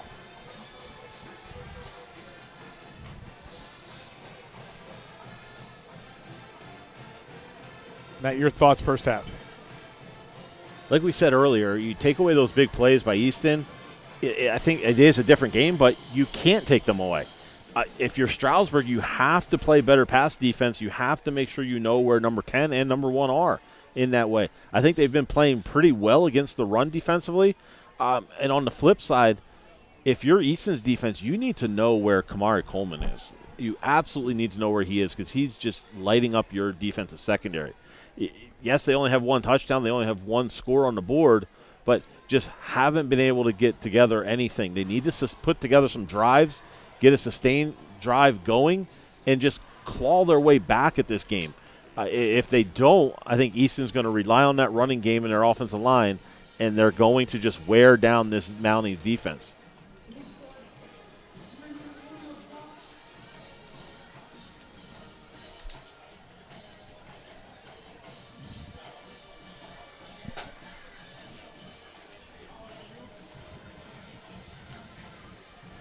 Support for D11sports.com Game of the Week comes from Michael R. Glovis, financial advisor at Morgan Stanley in Easton. For all your investment needs, call Michael R. Glovis at 610-559-6380. Located at 101 Larry Holmes Drive, Suite 301 in Easton, PA. Morgan Stanley Smith Barney, LLC, member SIPC. For over 175 years, New York Life has been helping families and businesses with their life, disability, and long-term care planning needs. Whether you have current coverage in place or in need of reviewing your options, please contact their office in Allentown to find the right plan to fit your needs. Call New York Life at 610-616-4430 today. This third quarter brought to you by Enter.net, located in Allentown. Been providing business website design and online marketing services since 1995. If you're a business owner and want to learn how to make your online presence work for you, Enter.net is a great choice. They can develop a state-of-the-art website, help with your social media, and get your business to show up higher on Google. They're running a big 40% off special for all D11 Sports viewers. Visit Enter.net online or call 610-437-2221, extension 4. Enter.net, the supporter of high school sports, and wishing all the players good luck. So, Matt, one in the books, one half to play. We didn't talk about this in the first half. We failed to mention it. Easton gets the ball to start the second half. And so this is dangerous for Stroudsburg. We'll see what kind of adjustments each team has made at halftime, how they come out and prepare for Stroudsburg, get an early stop. get the ball back offensively, and then get some points to try to close this gap. For Easton, I think this is a great opportunity for you to come out and really set the tone and really put this game away early on.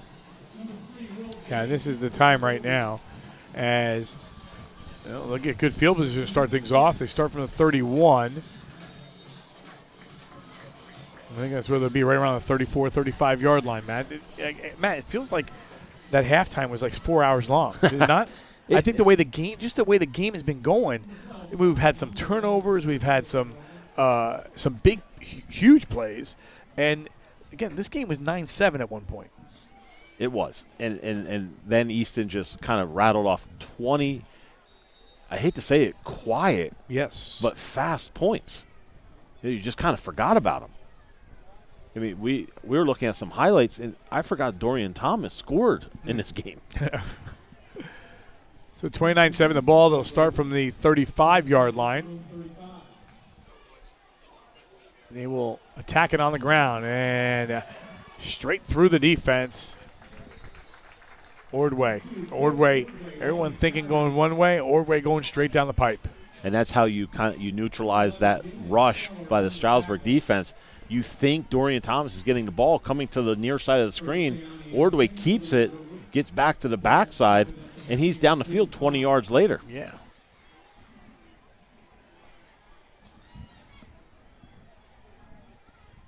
So the ball at the 45-yard line just like that. And they go on the ground. Tripped up is Dorian Thomas. As we mentioned, both running backs and the receivers haven't necessarily, aside from Biddle, been able to really get away from this defense of Stroudsburg. And they have yet to go to Fritchie one time tonight. Well, everyone jumped. So I believe they're going to get an extra 5 here. Number 12, 5-yard penalty. Remaining second down.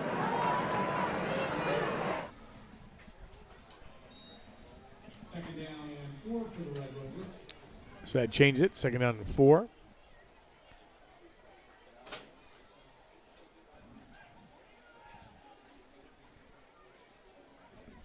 Two receivers lined up to the near side for Ordway. And it's going to be a first down as Thomas goes down. All right, so Thomas coming into the game, 72 carries, 518, 5 touchdowns. He's averaging 7 yards a clip. Just got about that. Will Day, 60 carries, 391, averaging 6.5 clip. Already has added to that total. The way he's been running the ball. Cole Ordway is averaging just 2.6, but that 20-yard run showing that if he needs to do it, he can. Low snap, looks one way, and now could have time to throw this one downfield. He will. There's Fritchie right there looking for him, and incomplete. Actually was almost intercepted and bounced off the defender. I think that was Ethan Dudsack. And I really thought Dudsack should have come up with that interception. Got turned around that's bit. what Ordway's been able to do, and he's been able to elude the tackler, elude the rush, and not get caught in one area. For the defensive line of Easton, what they've been doing is just keeping Pilcher inside, and then once he commits, they're right there. The Stroudsburg defensive line not able to do that to bring down Ordway. So second down and 10, the ball at the 33-yard line. Second and 10.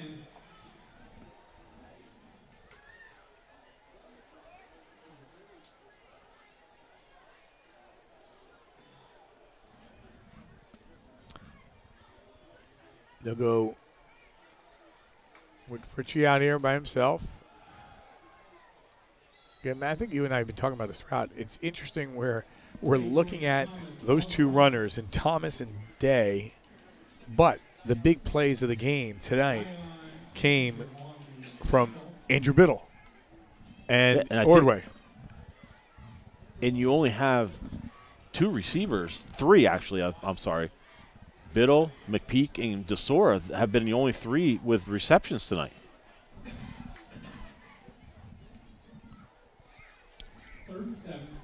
So 3rd down and 7.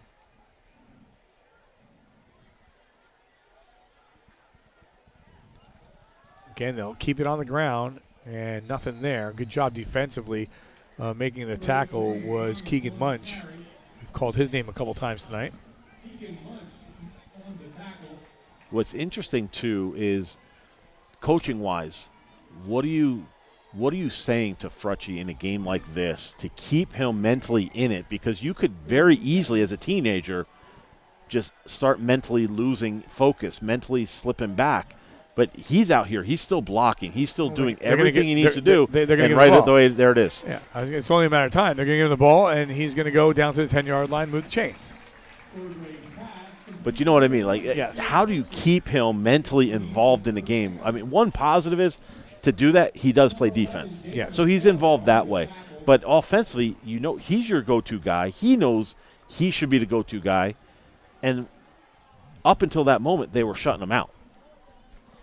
Well, and you see how quickly they can get him involved, too. Exactly. And you have to wonder if that was a conscious effort at halftime. Okay, what can we do to necessarily get Frutchy involved in this second half? It doesn't have to be just predominantly him, but get him some touches. Get him maybe 5 touches by the end of the game. 1st and goal. And wide open is Ordway. Ordway's going to just coast. Well, I said he's going to coast and got popped at the end, but a 10-yard touchdown by Ordway. Ordway on the carry, touchdown Easton. This is another one of those opportunities where he makes everything out of this. The defensive line rushes. There's a guy that pushes him out, but they don't keep their gap integrity. He finds a hole, and he gets his rest of the way into the end zone.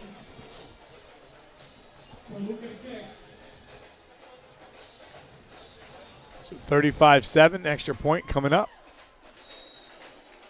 And that one is good. So, Al, dare I say this has been a different Easton team than we've seen since that timeout and since Coach Seneca has come down to the field? Yes. Yes. So I guess that answers your question. How do the kids react to that? Well, I'm not sure they weren't playing and taking it serious in the time that he wasn't down there. But I think you're right. I think there's a different feeling when your head coach is on the sideline and he's there and you're looking at him, you're looking for a response, you're looking for something, and he's right there. And you said it. He called a timeout. He called the timeout and walked right out to them and had them all around and said, okay. Yes. I don't know what he said, but he said something. And he sparked him up a little bit. I agree. And it's been a different team since that moment. Well, it's good to see him on the sidelines as he's taking it easy. Had a chance to talk to him this morning. Had a chance to talk to his dad we talked about for 25 minutes. We even threw some golf in there as well because Sam likes golfing. This one bobbles off of Coleman, and then Coleman almost breaks loose. Coleman powering through, stiff arm. Boy, Matt. How many times do you see that? When the ball is kicked, everybody goes behind. It's not cleanly caught, and you just let everybody converge where you need, and then you find that hole and you go. It's amazing how that happens so many times. So 36-7 is your score. 7:36 on the clock. And if you're Stroudsburg, you have to be careful here. I don't think you can come out and just start throwing the ball recklessly. I think you really need to keep to your game plan. Yes, open it up a little bit more. Try to get Pilcher to get the ball down the field more. But you still need to work the running game in as well. You have to throw that one away. He's being chased from behind. And things have changed. Pilcher hasn't touched the ball. It feels like a long time that he has not been with the ball in his hands. Again, we get back to the way this game started. It was 2-0. It was a safety. Stroudsburg had a number of chances. They had a couple penalties that drew them back. That was half the distance. Ended up being then, a safety from there, and then things started to. But Easton gave them opportunities. I mean, Stroudsburg did not take advantage. You had an advantage. onside kick that you recovered if you're Stroudsburg. You had the punt return that was off of Frutchie. That one bobbled and that time they do tackle Coleman.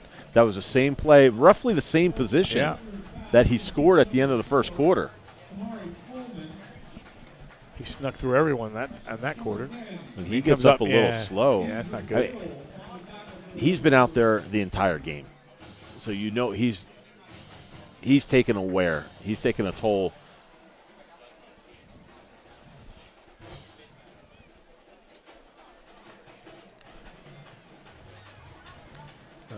Not so sure they're going to go to 4 right now in this play, but then sometimes you never know. 3rd down and 7 from midfield. And instead they'll come to the near side, and that in and out of the hands of Jalen Taylor. And I believe Taylor wants that back. He had that in his hands. Pilcher gave him a catchable ball, which would have given him the first down. Would have put them in position to keep that drive alive. But you were right. Number 4 struggled to get off the ball right here. And you see a good look at that. He has that in his hands. Just thinking again, not keeping focus on the ball. You're looking upfield too soon before you secure the catch. So 4th down and 7, the ball at midfield. And Matt, what this does too, a score here by Easton, depending on the return. I was just going to say, depending on something like that. I don't see any flags. I don't know if he called for oh, yeah, there it is. Okay. I was going to say, a score by Easton, and just like that, the mercy rule goes into effect. Correct. This is a tough one on the Stroudsburg kid. He stopped playing, and Biddle from Easton, and the ball was over there. He's going over trying to make a catch on the ball, and he runs into the Stroudsburg defender. But I wouldn't be surprised because he wasn't where he could have caught the ball. I wouldn't be surprised if they pick this up.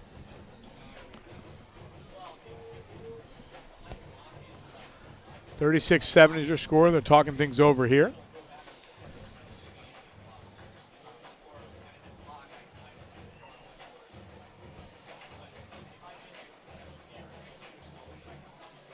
We'll listen in from Jim Haney. Not sure if you can hear it at home, but we'll tell you what he says. Yeah, I actually don't think it's going to be picked up now.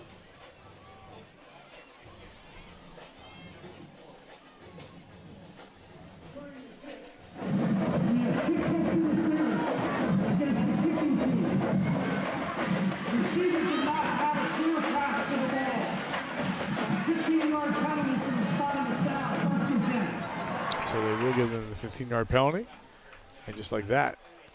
And I think what he said there, too, not having a clear path to the ball is what they were discussing. Did the defender deter him from being able to get to the ball? I think that's the judgment that they're making, and I think that's why it wasn't picked up.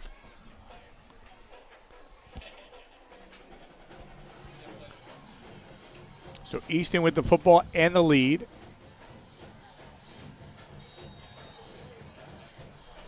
You know, the flow in this game has been really interesting.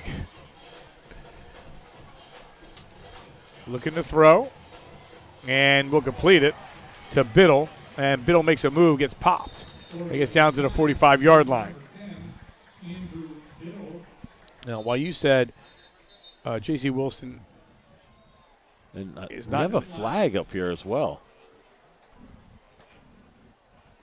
I didn't see anything. This does not look good. This looks like it's going to go against Easton.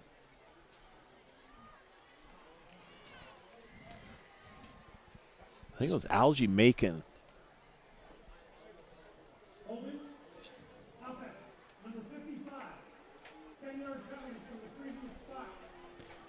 mean, it was away from the play, but you see him up in the middle of the screen just holding a defender and driving him back and out of the way. Yeah, I always see those calls when it has nothing to do with the play, and it's like, but it gets called, and that's ball at midfield instead, ball to 25. Big difference. And for the most part, Easton is playing clean tonight. They didn't have many penalties, but twice now they've negated big plays. Ordway looking to throw. Gets flushed out again and avoids the first guy, not the third guy. So they just ran out of time, Al. Yep. He did a nice job eluding that first guy. I think at that point, you make the first guy miss. What he has done previously was tuck the ball, get upfield. Yep. I think this time he was trying to be too patient, trying to wait and get the ball down to his receivers instead of winning some yards back with his legs. And Austin Herman brought him down. So now 2nd down and 25. The first down marker, by the way, is sitting at the 45-yard line.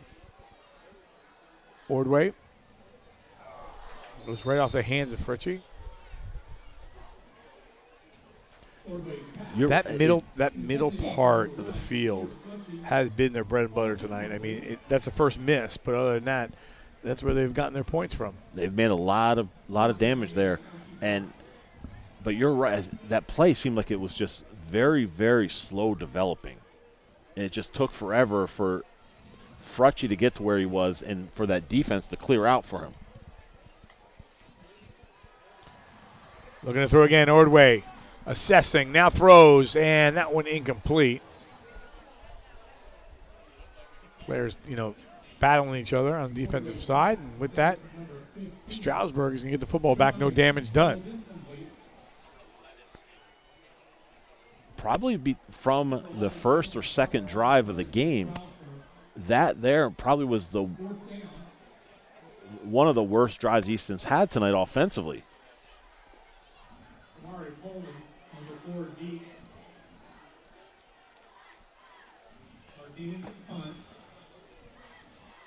This one will get a great roll. All the way inside the 40, still going. Almost down to the 30-yard line. So you'll take that at any time. That next week, we head to the Schuylkill League. I believe. You believe? Well, I'm just trying to think. Next week, we'll have Blue Mountain at Lehighton on Friday. And then we'll go to J. Burney Crum Stadium in Allentown for Parkland at Central Catholic.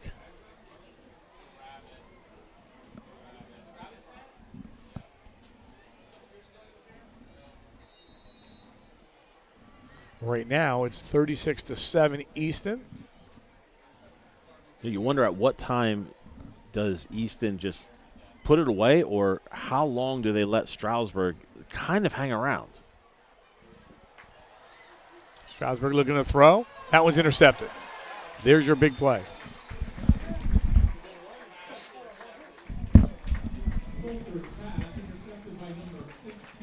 So Pilcher was looking in the direction of Coleman. And Cale DeSora is on him tight. Coverage on him. Tried to deny the inside and then undercuts the slant route. The ball was kind of thrown a little bit behind where Coleman was, and DeSora makes him pay for it.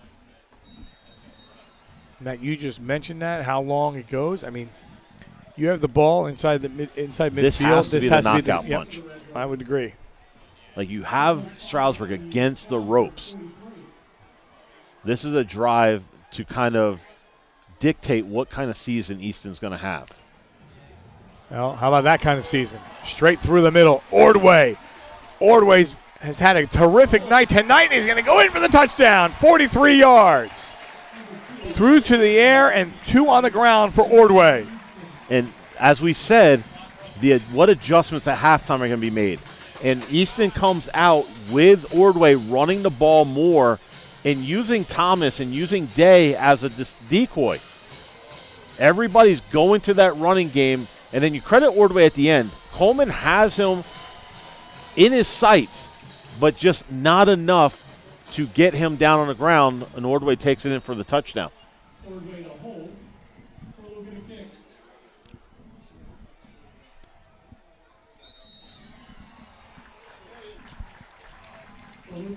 Kick is good. 43-7 is your score.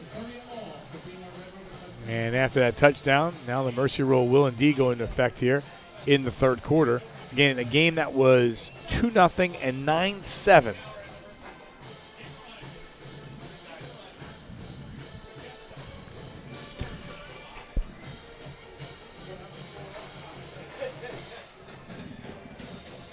So you're right. And I think these are good adjustments by Easton offensively and how they came out in the second half. And let's use Frutchie a little more. Let's get Ordway in the running game a little bit more.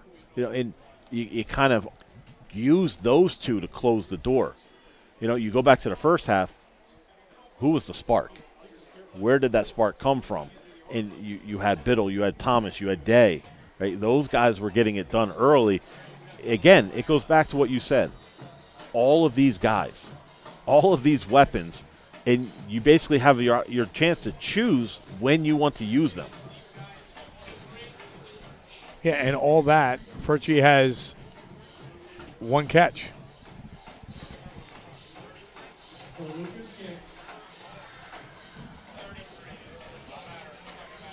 And they'll get a run back here at the 30-yard line. So, Matt, things will start getting a little quicker here. And you're right. Frutchie has one catch. But if you're Jasir Frutchie, I think you have to look at that and say, well, you know what? I had one catch. Okay. I obviously wanted more, right? I wanted more. However, he has to look at this game and say, look at the game Biddle had. Look at the game that the running backs had. Yep. That success is going to help open me up later on down the season. 1,000%. I mean, and that's tough to be patient for. It is. I get that. But you mentioned, he's playing defense. He's making plays on defense and everything else. And just, sometimes you don't have one of those games that come your way, and the next week you can have 9 catches. Exactly.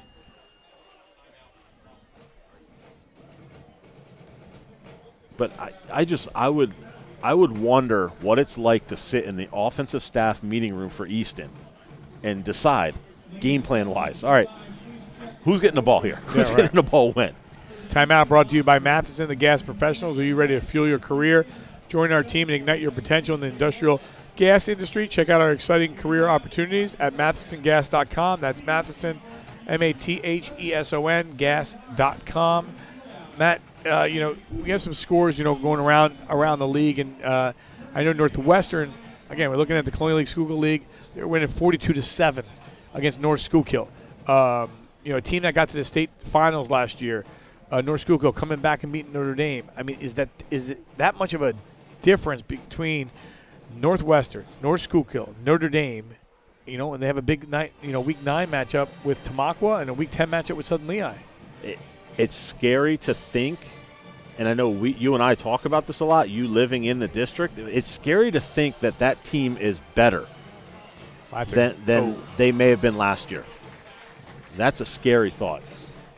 That ball pops in and out of the hands of Ethan Dudsack. Tried everything to hold on to it and could not. That was a greatly thrown ball to him as well.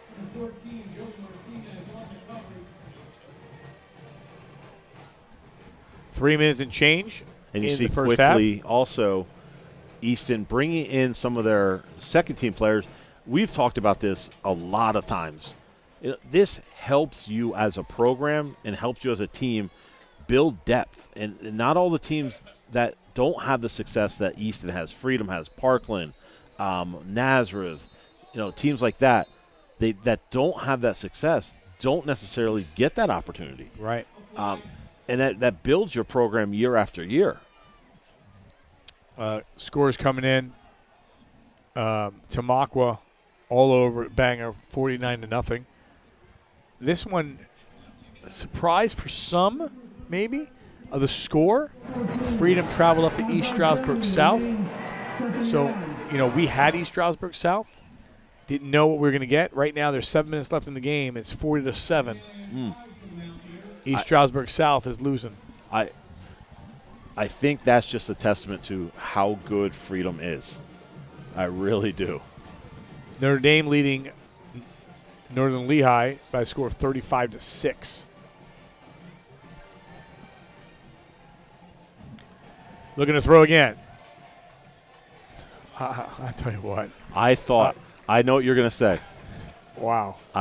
Maybe I don't. No, you don't know. I don't know what you're going to say. But I thought that was going to be a hook and lateral.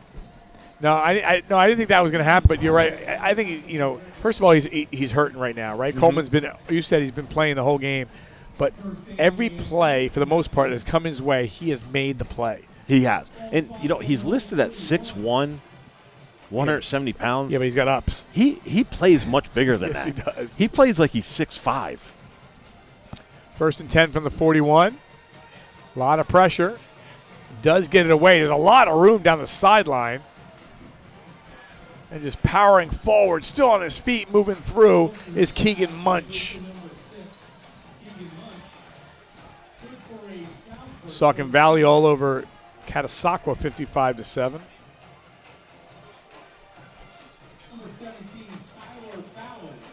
This is something that Ben Pilcher was not able to do in the first half. He wasn't able to get out of that pocket the way he was there.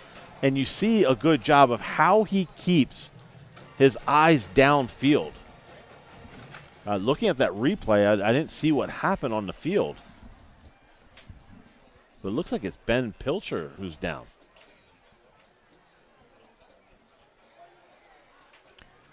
I hope it's, I'm sorry, no, Keegan Munch. It is Munch. Did I have the wrong Looks like it player was going just, down there? I thought Munch was He was the guy that made the reception. Okay. He was. I think he came back in and just may have cramped up. So 45 ticks on the clock. Matt, next week we said we have Blue Mountain and Lehighton. Blue Mountain, a pretty good football team. Pottsville leading Lehighton 21-3. Nazareth cruising right now against Pleasant Valley, 54-7. And I think that's a game Nazareth needed this week, just to be able to get healthy again, to be able to get some guys back, get some confidence back after last week's game. I don't think people realize the physical toll that game took on Nazareth last week. Looking to throw, has a receiver, back side. And in there for the touchdown. Wow, nice catch. Into the hands of Ethan Dudsack from 22 yards. I believe that's his third touchdown of the season.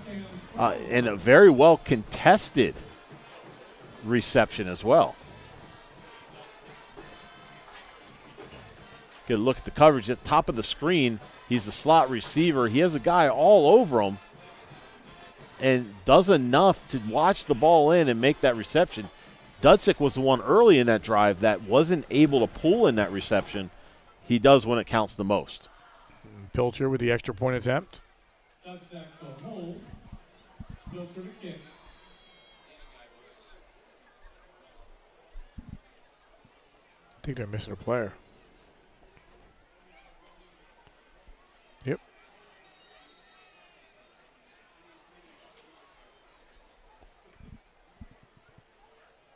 Pilcher, high snap, kick is up, and that one is good. And with 26 seconds on the clock, that makes it 43-14. As we change, Matt, an interesting score. Again, we were looking at, now we had Northampton yesterday, so you look at the 6A classification, right? And again, you're coming into the 6th week. It was Liberty, Freedom, Parkland, Easton, top 4. Nazareth, Northampton, Emmaus, Deerfield. With Stroudsburg lingering there at 9. Deerfield had Whitehall tonight, right? Right now, it's a battle. Yes. Whitehall and Deerfield. They continue to battle along. Last check was 28-20. And that's where it's going to be interesting for Stroudsburg. You look at their stretch. After tonight, they get Pocono Mountain West at home. Then they travel to East Stroudsburg North, at East Stroudsburg South, and then finish with Pleasant Valley. So very, very favorable and winnable back half in certain games. It's just a matter of, can they stay healthy? And if they do, they could sneak into that 8 slot and they could edge Deerfield out. And as we wind out the third quarter, Liberty Hurricanes are winning via shutout 39-0 against East Stroudsburg North. 3 in the books, 1 to play. 43-14, Easton all over Stroudsburg. Back after this, you're watching our D11sports.com Game of the Week, presented by St. Luke Sports Medicine. Since its inception, the Temple St. Luke's School of Medicine has focused on cultivating local talent. Training medical students in the Lehigh Valley has significant long-term benefits for our region's healthcare. Our medical students learn here, stay here, and establish practices here, becoming a true community asset. Start here and train with the next generation of healthcare providers for our region. Learn more at sluhn.org/SOM. It's here! For real! It's St. Luke's Children's Hospital, ready to help all kids. They're keeping kids healthy, fixing us up, making us feel better, helping kids be the best they can be, because it's about us. The kids! It's St. Luke's Children's Hospital! St. Luke's Children's Hospital is helping kids with everything from routine checkups to specialized care. It's here! It's great! Yeah! We are back, 43-14, Al DiCarlo, alongside Matt Avancho, Sean Riley, Sports Band Based Network, and not much there. We're in the mercy rule, but after a touchdown by Stroudsburg and a nice thrown pass by Pilcher. Winston Hornick down the field, as is Dave Micah. And we were going through some scores, and, talking about it, off air. Interesting as you get into the week 6, Emmaus plays Central tomorrow night, but you start seeing, I can see the teams like moving away, and you say, all right, these are the teams that are going to make it. But I think this is the week that you're starting to notice some scores that kind of puzzled you a little bit. I agree. I think, as you said, this is the time between week 6 and week 7. The picture really starts to become clear. We were fortunate we had a clear night.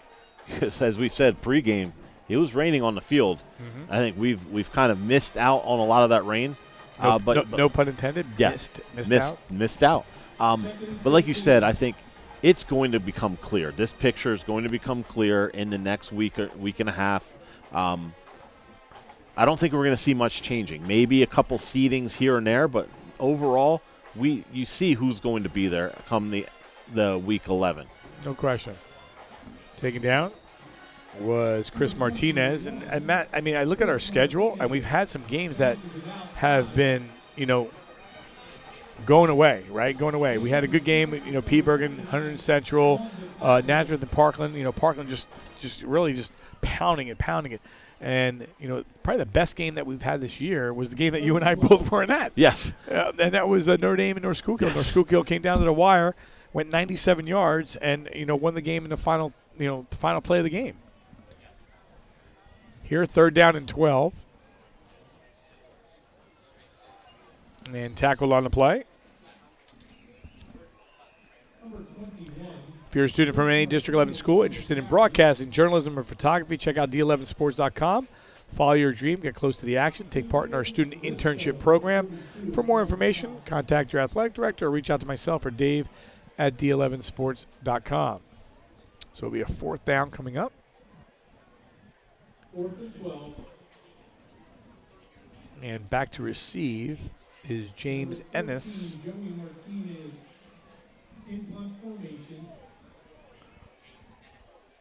Ennis, number 33. High snap. And that ball will just stay right there, and we'll get Stroudsburg the football again. Tonight's game brought to you by Digital Scoreboards, your leader in video scoreboard displays. Keep your eye on the game and the score with Digital Scoreboards, where every moment matters. Let's light up Friday Night Football. Located in Allentown, Enter.net has been providing business, website design, and online marketing services since 1995. If you're a business owner and want to learn how to make your online presence work for you, Enter.net is a great choice. They can develop state-of-the-art website, help with your social media, and get your business to show up higher on Google. They are running a 40% off special for all D11 Sports viewers. Visit Enter.net online or call 610-437-2221, extension 4. Enter.net, our 4th quarter sponsor. See a lot of backup jersey and numbers in for both teams, Stroudsburg and Easton. There's a little mist. There's the mist. Spelled mist, M-I-S-T, not mist, M-I-S-S-E-D. Hey, good job with the spelling. 2nd down and 10 from a 38. And he'll connect on a pass play over to Kevin Rodriguez Jr. Wholesale changes on both lineups. Today's game brought to you by Michael R. Globus, financial advisor at Morgan Stanley, located at 101 Larry Holmes Drive, Suite 301 in Easton, PA. For all your investment needs, call Michael R. Globus at 610-559-6380. Morgan Stanley Smith Barney, LLC, member SIPC. 1st and 10 from the 50. Throwing, connecting, and dropping, though. Easton Arefi had the ball and then took a hit, and he's still down on the ground. Yeah, I think it was just a matter he didn't have an opportunity to really brace himself for the fall as he was trying to catch the ball. So it looks like maybe it was just the wind knocked out of him. Yep, making his way back to the sidelines.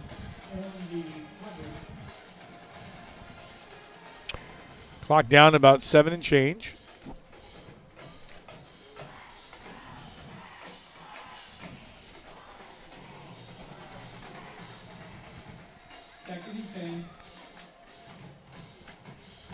We've seen fumbles today. We've seen big touchdowns today.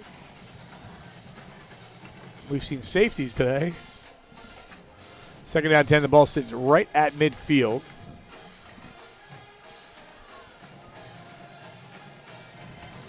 And the completion made, again on the catch, is James Ennis. Quarterback, by the way, is Keegan D'Amato, sophomore. Number 51, Sean Kilpatrick. And number 17, Skylar Fallon, combined for the tackle.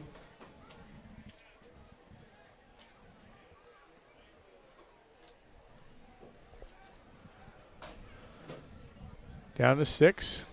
Well, that's a tough pass to put that one, but I saw the pressure coming and just had to let that one go. And it looked like they were trying to get Ennis again coming out of the backfield. Easton covered it this time.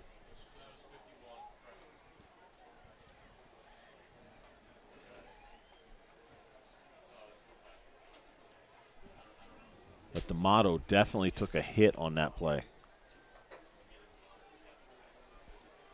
2nd and 10.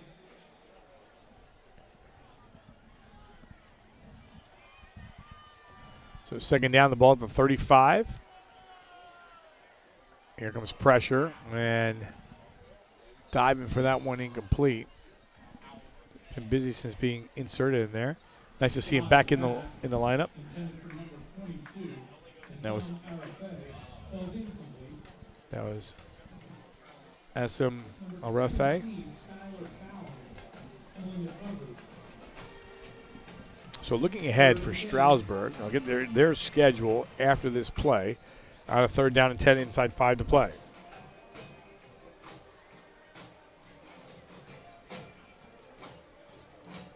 And they'll go on the ground. The 33, James Ennis on the carry.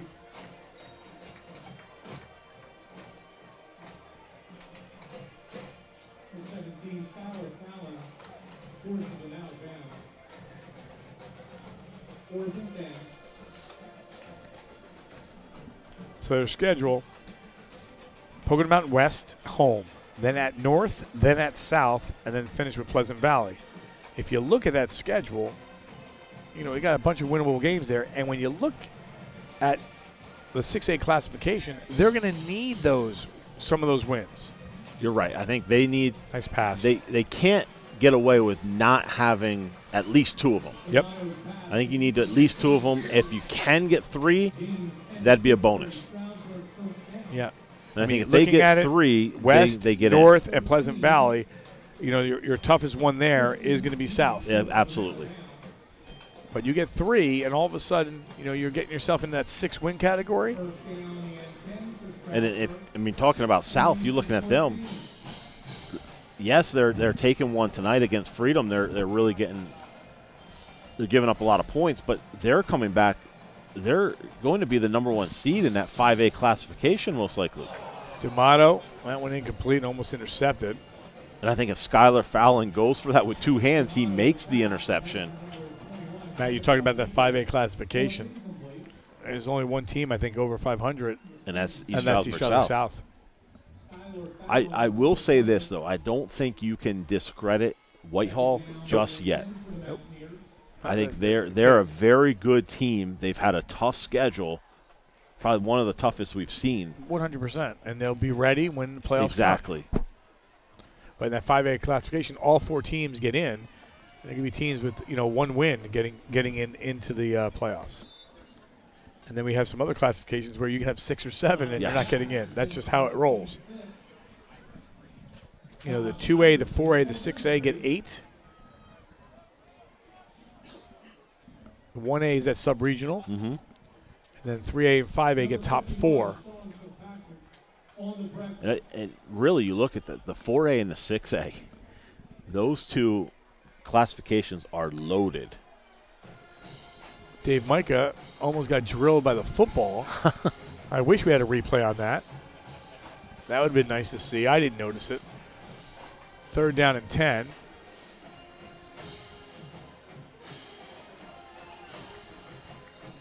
And I'll bring up a 4th down.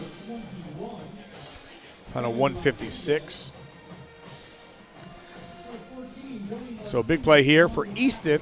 Big matchup here at home against Northampton. Their schedules, again, when you're in this East Penn Conference, there's every game's, every week. Sure, you're going to get a win here. You're going to go to 5-1, but then you get Northampton. You're at Liberty. You're at Freedom. You host Nazareth. 4th down and 10 from the 14. They can get a 1st down without a touchdown. Throws this one in traffic and intercepted. There's a bunch of jerseys there. And coming up out of that pile is Justin Kossover. And as you said, he didn't have to go for the touchdown. He decided to go for it. And Justin Kossover in the right place at the right time tips the ball back to himself for the interception.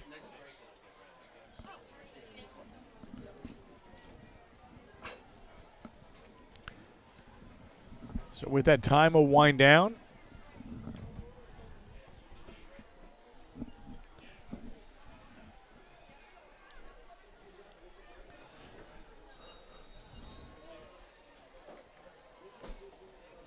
And with that whistle, we'll have one play left in the game, which will just be a kneel down.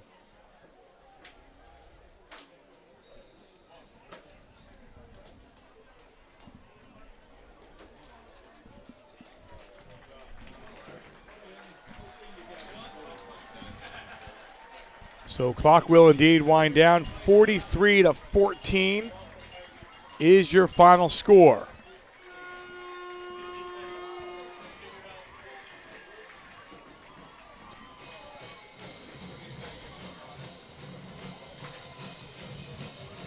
Both teams will meet up. Again, Matt, while we were waiting to hear from Coach, I know Coach is going to talk to his players at first.